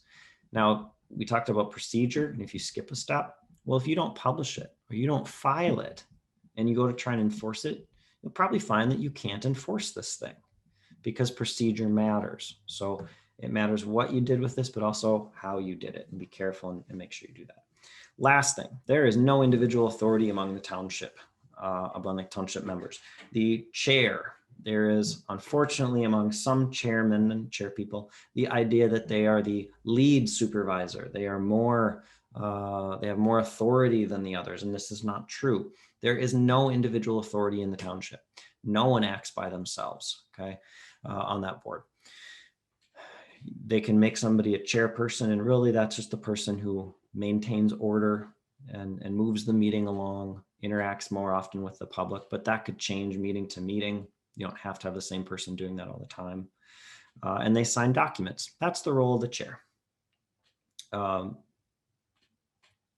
in voting and in day-to-day maintenance or operations, the chair doesn't have any more authority than anyone else. All right, you're all equals. It's just the chair is somebody for convenience. All right, you can delegate certain authorities in advance, and you should. So I mentioned the snowplow example. You can't call each other up to decide, well, should the snowplows go out or not? You can't do that. That's a meeting. You're having an exchange. You are making a decision at the end of it. It is about your town business. So that should be delegated to one person, whether it's an employee or a supervisor, to make the decision. Now, the board could have a policy. Here's when you should send them out. We expect they'll be in this case. Okay. If you have employees, to whom do they report? Could be another employee, but maybe it's a supervisor. It can't be all three. You can't do that to somebody and expect them to have three different bosses, because they may tell them three different things. It is impossible, as we said, to serve more than one master here. Okay, so you have to appoint someone, and you may end up appointing a supervisor. Okay, and divvy this up. It shouldn't all fall to the chair. It shouldn't all fall to any other supervisor. Okay, but you have to set it out in advance. This is particularly important with spending. There's no individual spending authority, but there are times you may need to spend something quickly. Like if you have maintenance issues, you need a new tire all of a sudden. Well, you shouldn't wait for a new meeting later in the month just to get a tire. We should have anticipated that. There should be something in the budget that says routine repairs that will come up. They're not unexpected. We just don't know exactly when. We set aside a pot of money, and you limit the amount, and you say someone has the authority to use this amount. Bring it to us, and it'll get approved if it's within the amount, and they show it was, for the need stated. That's okay, and you should be doing something like that, whether that's an employee that has that fund or they have to go to a supervisor, but somebody responsible, and that will help you deal with the open meeting law. All right, shifting gears into the municipal contracting law. This is a statute I mentioned at the beginning that you could read and you could probably figure it out. It's not really difficult. It's important to know, though, because buying and selling and use of the money is a big piece of public trust, and there are criminal penalties associated with how this works. This thing applies to every local government unit, the same. So we all, cities, counties, towns, school districts, we are all subject to the same thing. We'll have a set of rules, and we'll have some exceptions, okay? We're trying to prevent overpayments. We're trying to get good deals with public money, and then prevent nepotism, abuse of funds, that kind of stuff. But this is also a limited statute here. Okay, so on the second bullet here, we have applies to contracts for the sale or purchase, so buying or selling, supplies, materials, equipment, or rental thereof, or construction, alteration, repair, and maintenance of real or personal property. This is stuff. You are buying and selling things, all right, or services related to some of those things. A way to think of this is what's excluded. Well, real estate is excluded. That's not included here. When you're buying and selling real estate, we're not subject to this set of rules we're about to talk about. We're also not subject to it for what are called professional services. Attorneys, engineers or designers, accountants, they are deemed professional services, and they're not subject to the municipal contracting law. So we're talking buying and selling things or labor with your contractors. All right. We have 3 buckets. This is a 3-bucket system. We're going to start at the bottom. Okay. In the yellow box, the bottom box, contracts under $25,000, you have the most freedom with, all right, because of the lowest amount. And this is on a contract price. This is the estimated contract price. If your contract happens to be for 1 year, okay, you're saying it's under $25,000 for the year. But let's say it's, well, it's $20,000 per year and we're going to make a 2-year contract. Well, that really means that contract is a $40,000 contract because it's not related to time. It's related to the total value that could leave the township under this contract. That's how we're going to value this thing. So under 25, no negotiation needed, no publication, no posting needed. You call up vendors or one vendor, and if you find something the board as a group likes, they can take that contract. Okay. And by contract, I mean literally write a document. And if you need a sample, we have them. All right. You can make verbal contracts in this state, of course, and they're as good as the paper they're written on. You can't help you if you get in trouble with one of those things. Okay. So write them. Exchange of value. Here's what we're paying. Here's exactly what we're getting. All right. In the middle level, $25,000 to $175,000 of expected value. Now, some things like the plowing contract, you don't know what it's going to be in advance. It's not a preset amount. They charge by the hour. All right. You don't know what the snowfall is going to be. So you do what you think is a fair estimate. And that's how we drop into one of these buckets, a reasonable or fair estimate. So if the plow contract is under $20,000 every year, okay, we think that's fine. We can just put it into that bucket. Well, last year, let's say it went to 28. We don't automatically have to go to the middle bucket because we don't know that it's going to be that high again. We may have good reason to think, no, it shall probably go back down to what it was before. There were unusual things that happened last year. So there's some measure of judgment in this, all right? Because it's before the contract comes, you have to drop it into a bucket and then follow the procedures, all right? So our middle bucket here, 25 to 175,000. You could use sealed bids, but that's the high level and you probably won't. What we're looking for here, at least 2 written quotes from different vendors, not from the same vendor giving 2 different options, 2 different vendors. And we're trying to get some notion of what's the competition out there. We're trying to get a competitive quote. No publication is needed, no posting or anything like that. The highest bucket, and where we're going to spend most of our time here, contracts that are over $175,000 must be let on sealed bid. And we'll talk about that process and its exceptions. Usually this is your purchases for equipment, really large equipment. It's if you do a lot of work or you're going to have your contract go for a long time, you're probably going to be in this bucket here. All right. So when you start with a contract that's in sealed bid, you have to produce specifications. Specs have to be good enough to tell people what it is that you want and not so restrictive that you prevent competition. So you want a new piece of equipment and you really like John Deere, let's say, okay? You can't write your bid to say, well, it must be green and bear the emblem of an antlered woodland creature. That's way too specific. It really means, oh, we're only accepting that kind. You have to allow others to compete, right? But you don't want to be so open that you end up getting something you don't want. Because the trouble with sealed bidding is that you have to take the lowest responsible bidder. We'll dig into what that means, but you don't have the choice with sealed bidding that you have with open market, the under 25,000, or the 2 quotes, which is the 25 to 175. Okay. So you can talk to vendors. Let's say that machine, you want it to be of a certain size, certain horsepower, have certain attachments or widths on the attachments. Well, now you're kind of getting to where you can specify and have a range, and you should get something that you're interested in. And you put this together and you publish them. You're going to end up publishing these things. You also file them with the town clerk. If you want any extras, now is your only time to ask. So usually extras are bonds, and here we mean insurance. If you want any kind of insurance that they will produce the bid, that they'll deliver as they say, or if it's for work, if it's a contractor and they're going to have subcontractors, you may want a payment bond that ensures they're going to pay their subcontractors. Okay. This is your time to ask.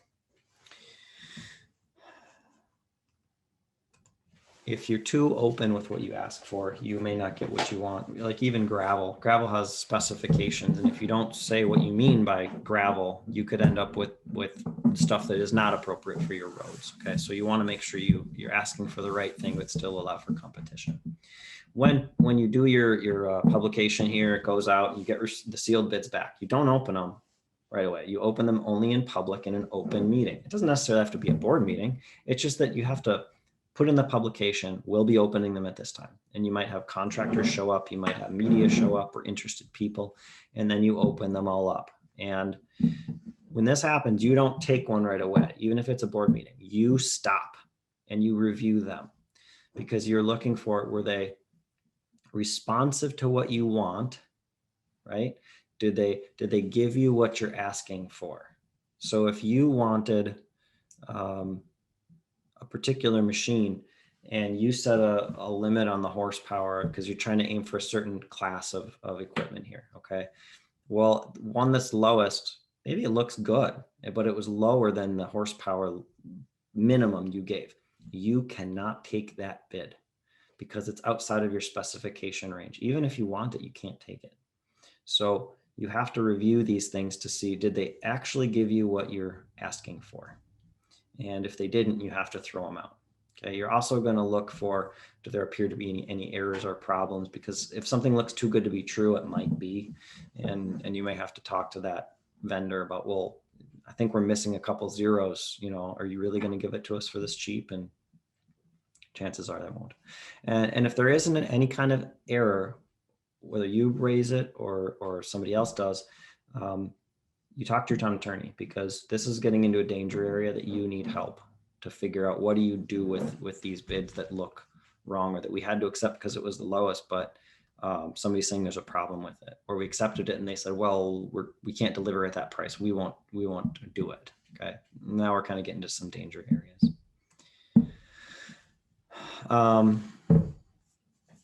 So Elisa, what if the mail was open prior to the regular town board meeting to look at the bids? Is it invalid? All of our bids are under 25,000. Well, if you're under 25,000, they should not be using sealed bid unless they have a very special reason to use sealed bid. When I say bid, it's a very special thing. It means we produce specs, we publish them, we receive sealed responses that we know we're not opening. Okay, so email is not acceptable here unless there's a way to ensure it's not opened, because the point is so that there's no monkey business with the bid. And there's court cases out there where I believe it was a town clerk had a friend who was a vendor, who was a contractor, and he received 2 sets of bids from that friend. One was the high bid in case all the others were low enough, and the last one was the low bid. Well, if I really have to compete, here's the low bid. That person got in a lot of trouble. I believe he went to jail. Okay, so if we're talking real bids, then they stay sealed and they should be mailed so that you can look, they're sealed. We're not opening these up until we're in public and everybody gets it. Yes, a bid is different than a quote. Quote and bid mean very specific things to us and to contractors. So don't play with the language here. Say what we actually mean in the law. Okay.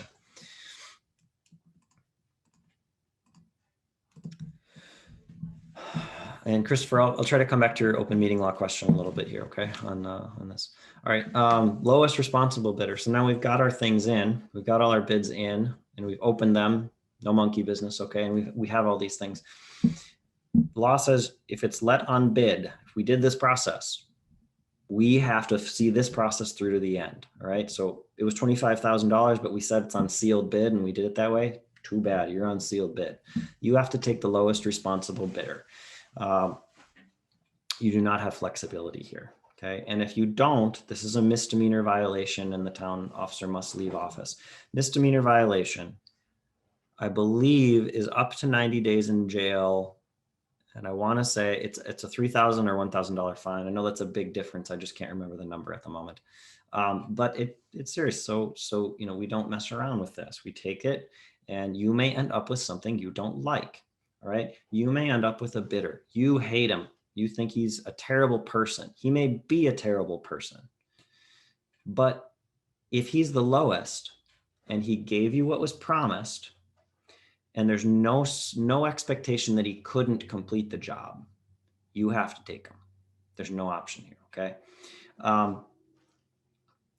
When I mentioned, well, can they complete the job? You want a snowplow contract and it takes real professional grade snow plowing equipment, let's say, and one of the bids comes in and he's so much lower than everybody else, but it turns out he has a pickup truck with a blade on it, and that's not enough to do your roads.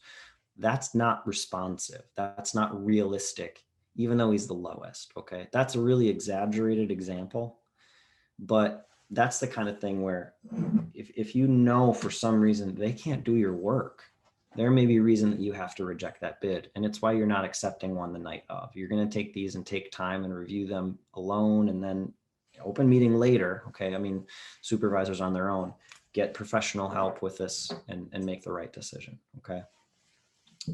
If you do make a contract and you didn't take the lowest responsible, that contract is void. You'll have to pay them for the work you did, but the rest of it is void and you have to start over, in addition to the personal liability or criminal penalty you may have here. Okay. The challenger is losing bidders. They could bring this thing, or any taxpayer in the jurisdiction who doesn't like this contract. Okay. Let's see. Exceptions. So there's always exceptions. The first exception is not on here. The first exception is if you can break a contract up in fair ways, you can do that. So let's say you have a tradition of putting everything that the town does for the contract into one. And over time, that's ballooned over 175. And you don't want to do that anymore. You say, you know, we'd really like the choice of who we use. You might be able to, because it's fair, reasonable to break up the snowplow contract separately from the grading contract, separately from the gravel contract. Those are all separate things. So you could fairly break them apart. And now they're all under 175, and you can use quotes, or gravel's under 25, direct negotiation. Okay. So you have options.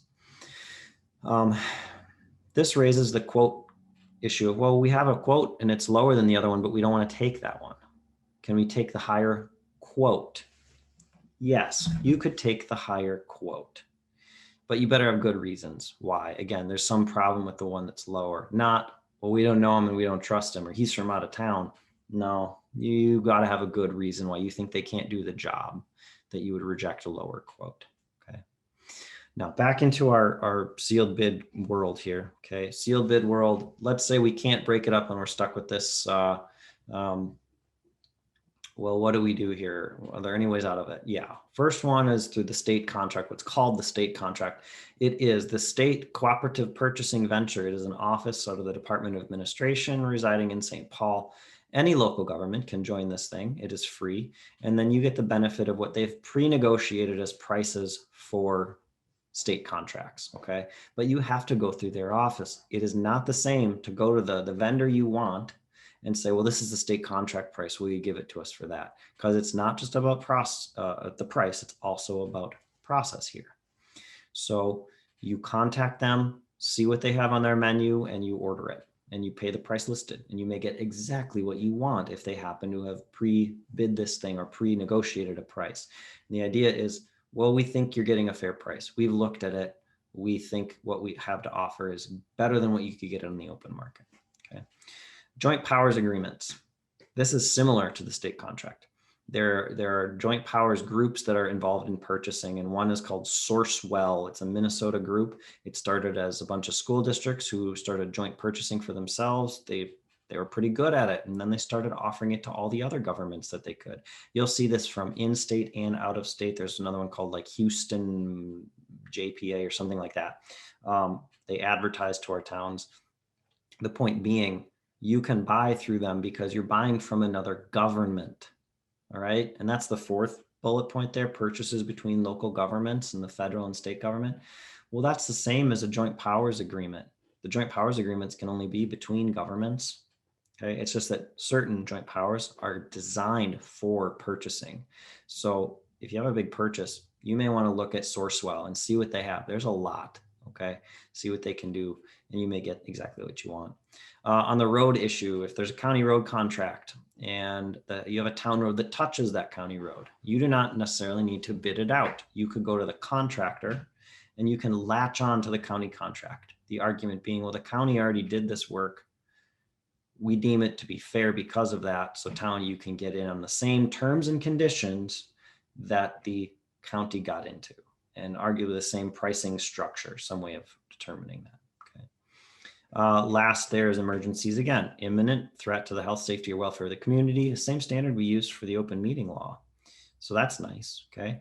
And you couldn't have foreseen it. If we have that, you can set aside this situation, the contracting law in this case.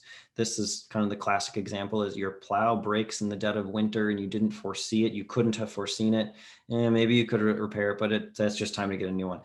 If you have that emergency, because snow could fly again, you just go buy it, and that's okay. Now, plow breaks in July, you can't use this emergency exception. Or plow breaks in July and you don't do anything until November, not an emergency. You made that urgency yourself. Okay. So be careful with that. Documented in your minutes. Be careful with it. Okay. Back to that other question we had before, but well, could they meet at the dealership and look at it? I suppose one possibility is to call a meeting, an open meeting in that place, but there's some concerns with that too.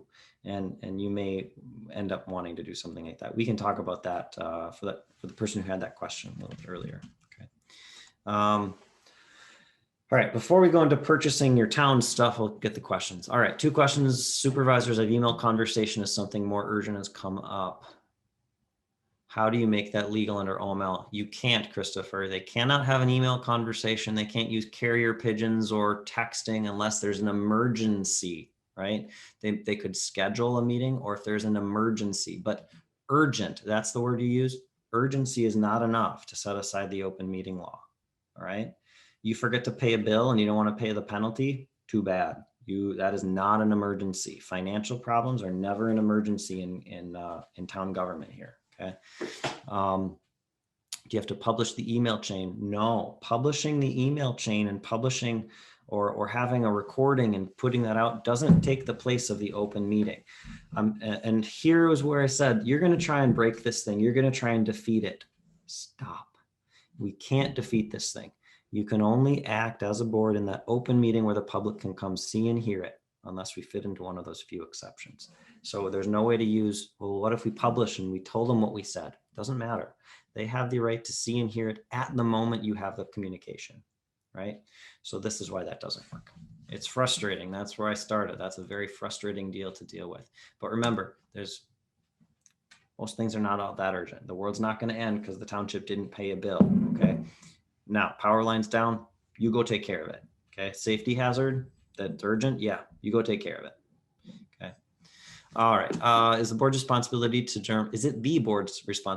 to determine the specifications of a road maintenance bid and approve? Yes. Only the board can spend the town's money. They can use help of professionals, engineers, or designers, or vendors who may know something, consultants. You can use their expertise, but in the end, the buck stops with the board. As they say, you guys have to make that decision. Do we need to get bids annually? No, you can have contracts that go for longer, but as you go for a longer contract, remember the contract price is increasing. So for towns that don't want to do sealed bidding, they tend toward shorter contracts. Now that still has to be reasonable. We can't say, well, this is really expensive. What if we make 4 3-month contracts? Aren't we smart? We've defeated the contracting law. It would be a year contract, but that would be over 100,000. It'd be over 200,000. We don't want to seal bid. Well, no, you can't do that. Okay. Or you can't say, yeah, this road project would be over the sealed bid threshold, but we're smart. We're going to break it into 1/4 mile sections, 4 1/4 miles, the same contractor. Aren't we smart? Nope. That's not going to be respected as a reasonable use. That's going to be arbitrary and capricious. And it's going to show that what you really tried to do is just avoid the open meeting law in a blatant and unfair way. That's different than, we have 5 roads we need to do work on. We're going to do 2 of them at the beginning of the year under one contract. This one we're going to do under a different contract later in the year. There may be good reasons for all of that stuff. Okay. Or breaking up the plowing from the grading, from the gravel. Maybe in the end, the same contractor gets them all, but those are at least some reason to think we could put them in different places. If the current contractor for blading is not shaping the road correctly or poorly, is there a way to claim they are not capable of doing it? That's a matter of opinion. That's not a matter of legal expertise. That's up to you guys to decide whether your contractor is working well and work with them to either improve it or find somebody else. Are a lot of contractors asking for on-call fee for winter snow plowing? Jason, I've not heard of a lot. I have heard of some, and I think those are the ones that they were expecting more every year, and the snow is just not falling like it used to. At least that's how I remember it, right? So there are some. I wouldn't go so far as to say a lot, but we haven't polled that either. With sealed bids, can you add a requirement that the contractor is local or that they subcontract a certain percentage of the job locally? No, Christopher, we cannot. If the winning bid is one of those untrustworthy people from Wisconsin, or pick your place that you don't like, no regionalism. No, that is not acceptable, because we don't care about regionalism and your local contractor when it comes to this. Okay, keeping money local is not a township. Not a valid public purpose. Okay, so I'm sorry, I know a lot of folks don't like that, but no, you're gonna have to, usually those who are far away weed themselves out because they don't want to come do your work. But if somebody offers and they're from out of state and they're the lowest and they can do the work, you're stuck. Okay, you should be taking them. All right, purchasing municipal property. No officer or employee shall sell to any other officer or employee any property owned by the municipality except by certain conditions. Okay, so if you're a supervisor, clerk, or treasurer, you may never, ever, ever, ever get your town's stuff. There is no exception to this rule. Okay, and you're already trying to beat it. The criminal mastermind is saying, well, what if I sell it to my wife? What if I sell it to my brother and then I buy it? Again, with the wife, it's a pretty blatant nope, because whether you like it or not, your finances are joint for legal purposes. Or I sell it to my kid and he's in my household. Nope, there's a problem there too. Okay, and also a conflict of interest problem, which is where we're going next. Okay, if you are a town officer, I'm sorry, no matter how much you want your town stuff, you cannot get it. Okay, don't try to get around this. Most of the time, the town doesn't have anything that's worth getting in trouble about. Okay, a crime or seeing your face on the local newspaper because they reported that you got something you weren't supposed to get. All right, now employees may possibly get something, just an employee. Now if you're a supervisor or clerk who happens to also be in the nature of an employee, you're still an officer. You can't get your stuff. Again, don't try to get around this. You're not going to. Okay, employees can get it if you have a public notice or auction. Okay, and I'm not going to go deeply into that stuff. It's a misdemeanor to violate this thing, so please pay attention to it. You just can't get your town stuff. You can get other town stuff. Go talk to your neighboring township if they have the stuff you want. Okay, they may be able to sell it to you, but just not your town. And again, this is an important piece of keeping public trust. All right, conflict of interest. Yes, Sharon, you cannot keep your old township computer. It is a thing of value. The township would have to get rid of it. You just can't get it. Okay, they can't gift it to you, and you can't buy it from them. All right. So conflicts of interest arise when a person has a personal financial interest in the outcome of a vote or in a contract. There's two types here. Okay.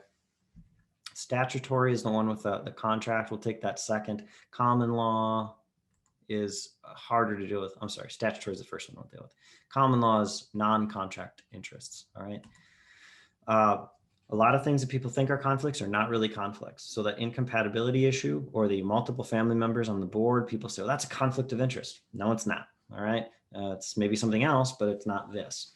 So common laws are difficult. I am sorry. We are starting with common law. Okay. I forget again. Common law. So this is hard. Common law is judge-made law. There's no statute. You can't go read it in a statute. It's problems that went to a judge because there's some problem. And the judge realizes, yeah, there's an issue here. We can't just let this go but I don't have a statute to work with. So they use powers in what's called equity and fairness that they have, and they craft a rule. So this one is difficult because there's no black and white line to see what is going on and what the problem is and what the solution is, okay?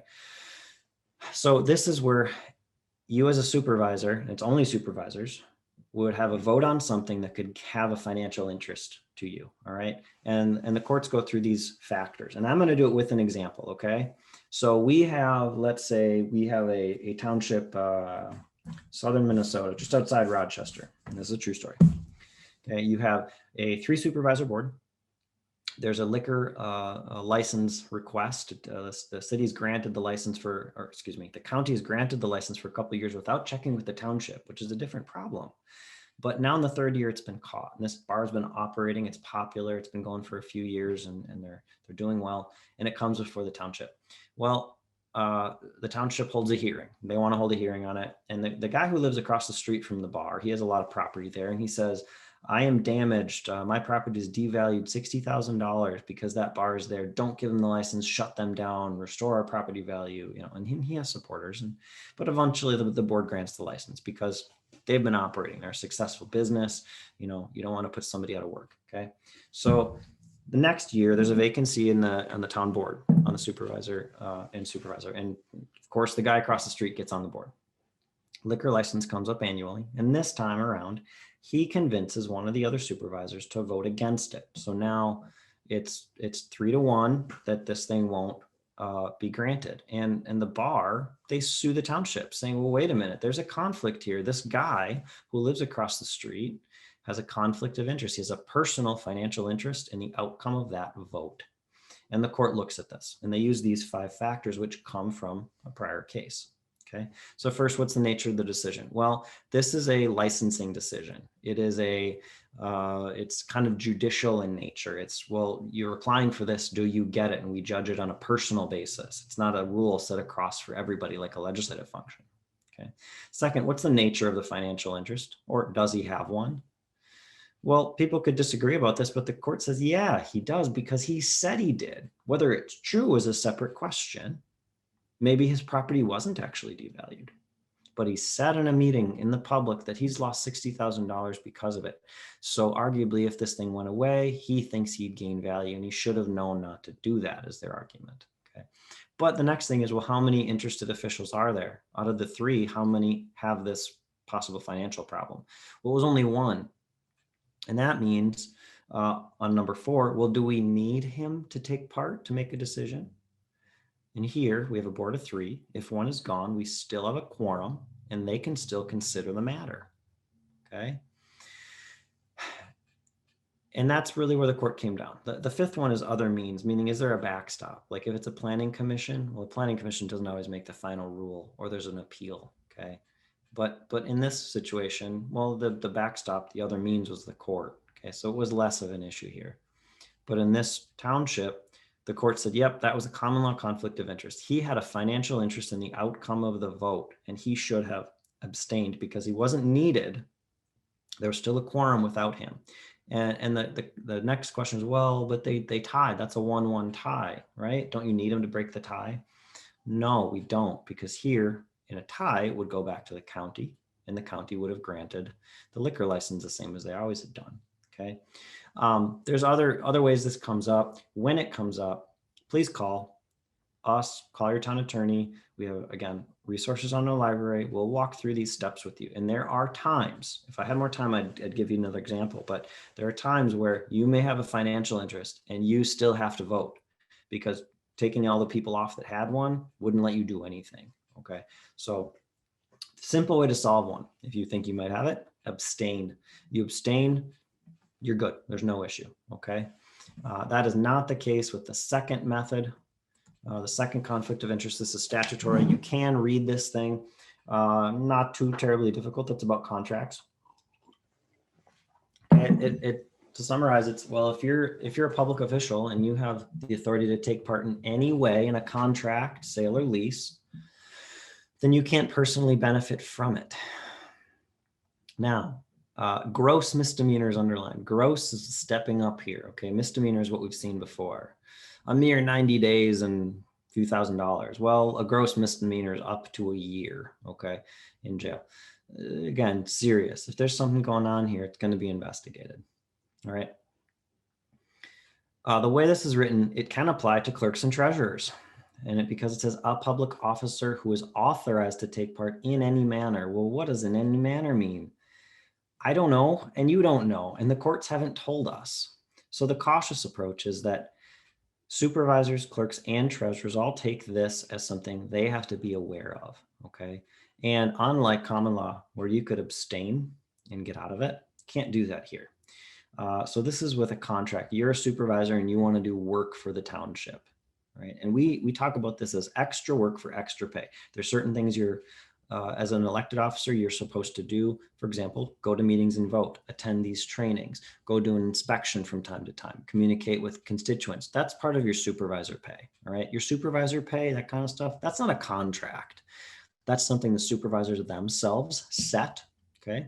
They get to do that. There's no conflict in them doing it. It's allowed, right? There's no conflict in you voting on it yourself, or if you're the chair, and well, maybe the chair pays more even, but there's no conflict there because that's allowed. That's not what we're looking at. We're looking at, you're a supervisor and you want to operate the grader. Well, that's not an elected duty. Much as the voters may like to think it is, it's not. You're not elected as a clerk to shovel the walkway before a meeting. You may be an electrical contractor, let's say, and you want to do the electrical work at the town hall. You may be able to do that. Okay, there's an exception here, but that would be the kind of contract we're talking about. Extra work, something more than what you're elected to do. And there's no way to change it and say, well, by being elected, you are taking on all these other duties. Okay, it's the stuff in statute. All right, there are exceptions. The most common is if it doesn't require sealed bids, meaning it's not over $175,000, and we do a waiver process, okay? We have done the work for you. There is no excuse not to do this waiver process. We recommend you do it as part of the reorganization meeting, which is usually the first meeting after the elections that you have when you have new supervisors. And there's a checklist of stuff, okay? And sorry, I bumped ahead one.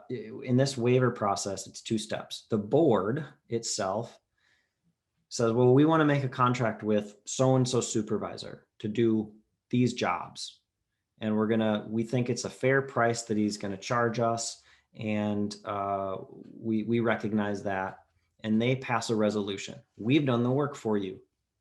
On our webpage, it's document C6000. You take that, print it off, and you write out, okay, there's blanks in there. You have to fill in the blanks though, okay? Some folks don't fill in the blanks. Fill in the blanks. And then you pass this resolution. Now that officer can do the work, and the description should be generic. And we recommend every officer, supervisors, clerk, and treasurer get one.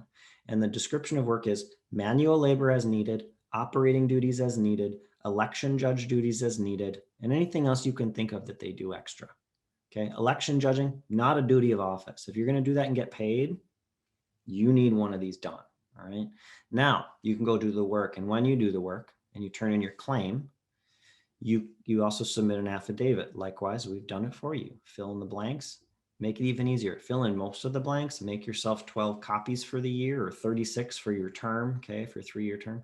And each month you fill in only the part you need to, okay? Sign it and give it in with the clerk. Some clerks have even incorporated that affidavit in with the claim form. It's up to them, okay? But you do those 2 things and now you can do that work, that extra work for extra pay, and there's no problem, all right? Now, if you want to do work for no extra pay, you don't need this process, okay? We think towns the real cost of town government is far less than is ever reported to the state because supervisors, clerks, and treasurers do more work than they are paid for, okay? It's a subsidy that you're personally giving them. So we certainly understand the notion that you should get paid for the fair work that you do. You can do that, and that's acceptable. No one should expect you to, because you're elected, to take up all this extra work, manual labor wise. Okay.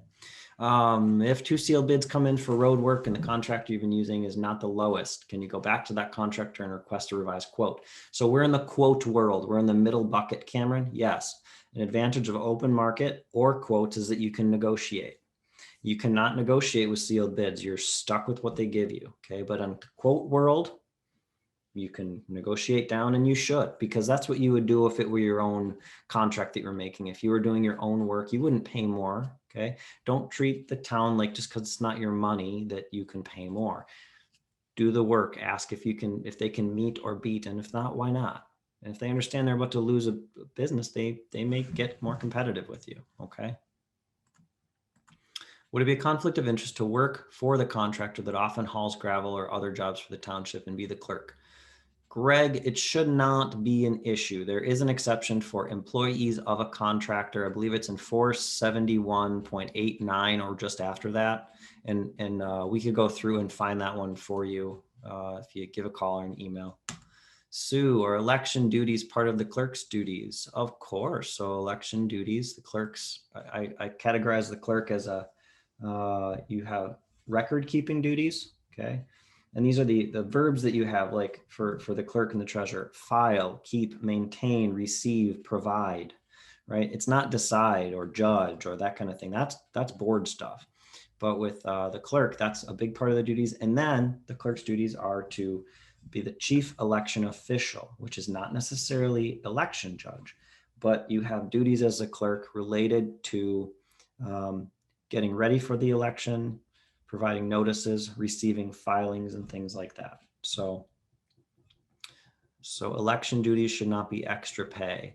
Election duties within the statute are not subject to a conflict of interest waiver, if that's what you're saying. I would not say they're not worth extra pay. I went back to this earlier. Treat your clerks and your treasurers well, or they will only do what they absolutely have to. And supervisors, you're going to have to pick up the slack to do it, because most duties are really delegated to the supervisors, because they're not delegated at all. And that means it falls to the supervisors. So either you're going to do them or you're going to hire people to do them. Treat your clerks and your treasurers well. What's the name and number of the form to do work outside of duties as supervisor? So the form that we have is on our webpage. Okay. In the information library section under contracts, it's C6000, contracting with your own township. All right. We are nearing the end. Okay. Liability. When you get in trouble, not when, if you get in trouble. Okay. You guys are here. You're probably going to be fine. Okay. If you get in trouble, it's usually one of two ways. It's procedural. You skipped a step on something, or a decision that you should have made differently because you didn't support it or you didn't take into account something like that. Okay. Then you may end up with a civil claim. It would probably be a civil issue there. Okay.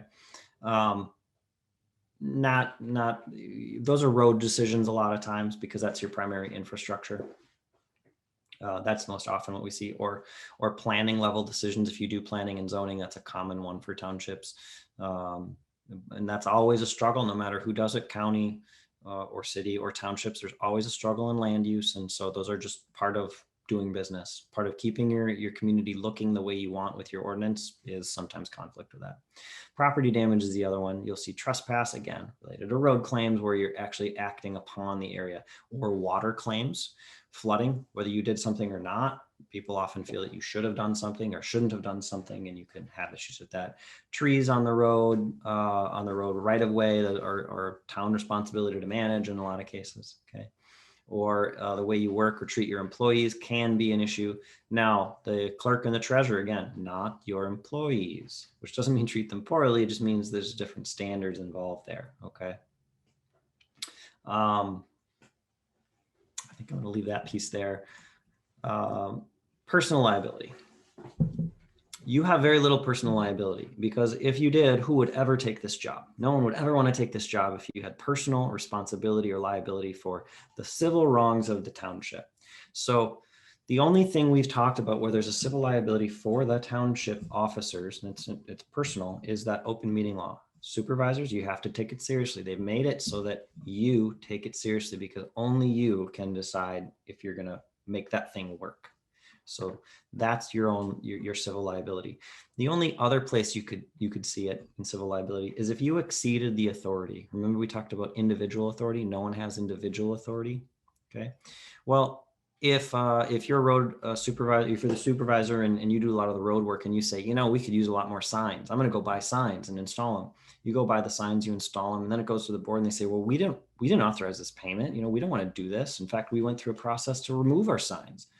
And the bill comes due and the town says, we're not paying it. No, this was not a town decision. Well, that's probably a civil claim that's going to land in the lap of that one supervisor who made the purchase, and he or she will be responsible for it. So don't exceed your authority. Do things with the group.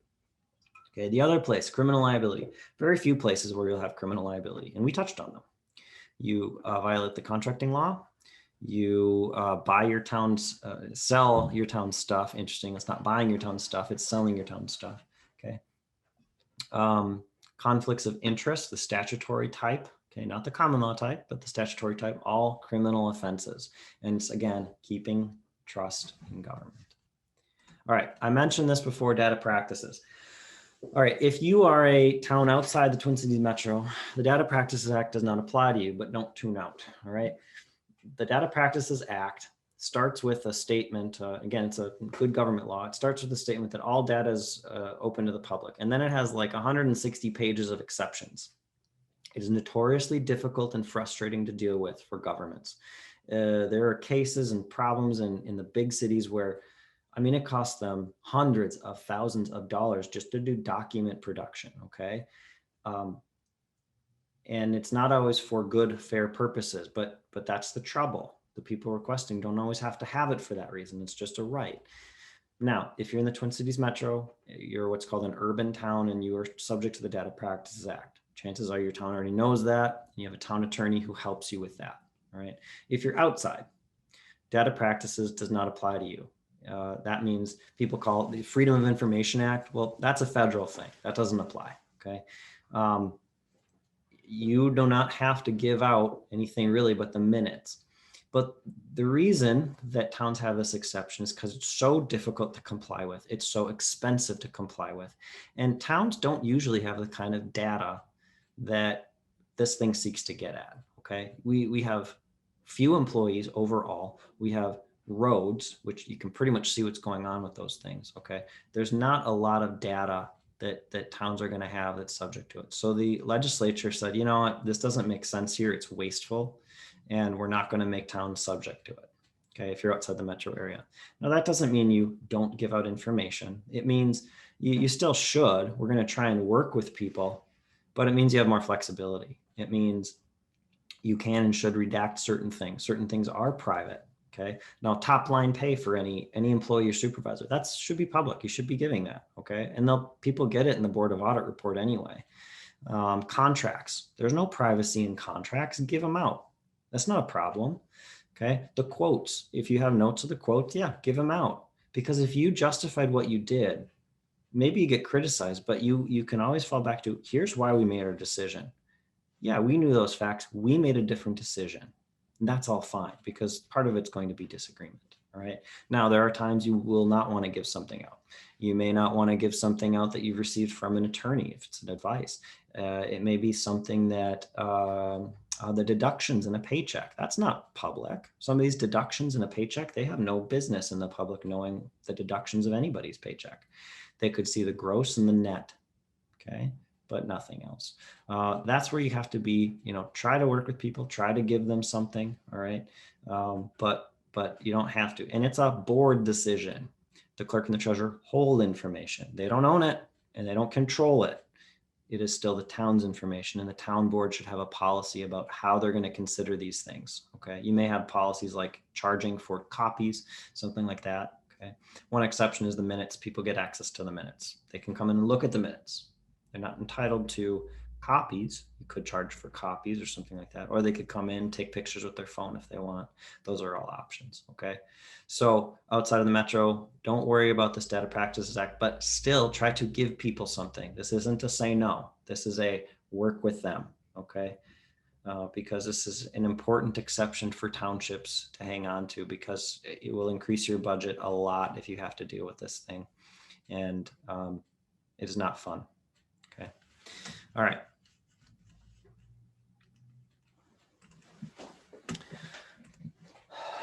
Last, and we'll take questions.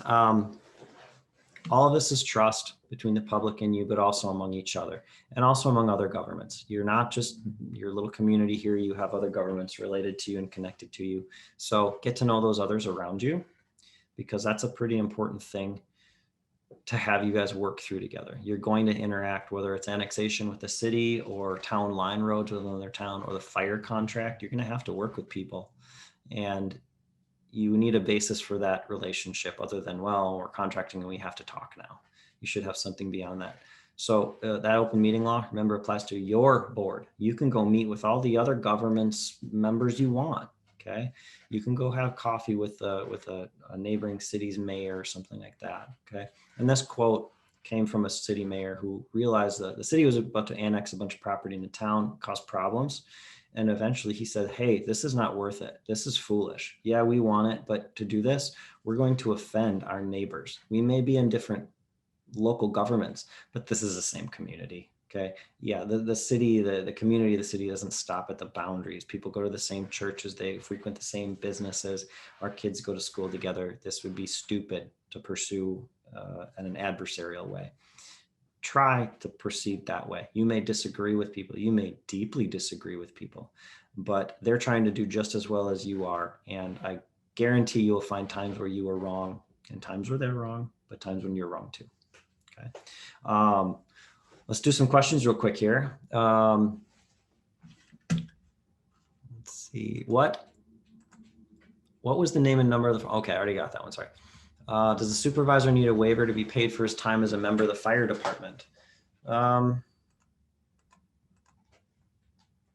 If you're ever in doubt, just do one. See, that's more of the nature of an employee. And the trouble with fire departments is they're not really supposed to be employees. They're supposed to be paid on call in most places. And that's not really employment for all purposes. It's employment for only some purposes. So I guess the cautious approach is just do one, just because you're going to do one hopefully in every single annual meeting or not annual meeting, reorganization meeting. They don't expire by law or anything, but you should be doing a new one every year or at least every term. Because if you just let it sit forever and then come back, it's going to be deemed probably stale. That no, you can't rely on this from 10 years ago. That wasn't fair to the public. Along with annual C6000 at regular payroll time, what's the affidavit that goes with it? The affidavits are in C6000. So C6000 has the resolution, and then the last 2 pages are the affidavits that a person would use. One resolution per year or per term you're going to do this, but an affidavit every time they make a claim. That's why you make a bunch of copies that I was saying, okay? Can any taxpayer not residing in a township come to an open meeting or only registered voters? Open meeting means anybody in the public can come to an open meeting. So, and if you're going to have discussion, you cannot regulate it based on their residency either. So open is open to everyone. All right. You make it sound like every township in the metro is an urban township. Doesn't each township have a vote to make the township an urban township? Not quite, John. Whether you're an urban township with automatic urban powers depends on your location in distance from the Minneapolis or St. Paul city halls and your population. It's a goofy thing. So for your township, if you are in that metro area, give us a call and we'll work through them to figure out what you guys are, unless somebody in your town already happens to know. Did I miss the link to the PowerPoint? No, you have not missed the link. And what I will do is try to share it here. Oh, Leslie, do I have the ability to share the PowerPoint? I don't see an upload No, if file. you send me, if you send it to me via email, I'll post it on the website, then I can post that link. Sure. You know what I mean? So why don't you just email it to me and I'll take care of it. Okay. I will Thanks. do that and it'll be available for you folks. Okay. Any other questions we have? Do we have, I should ask, do we have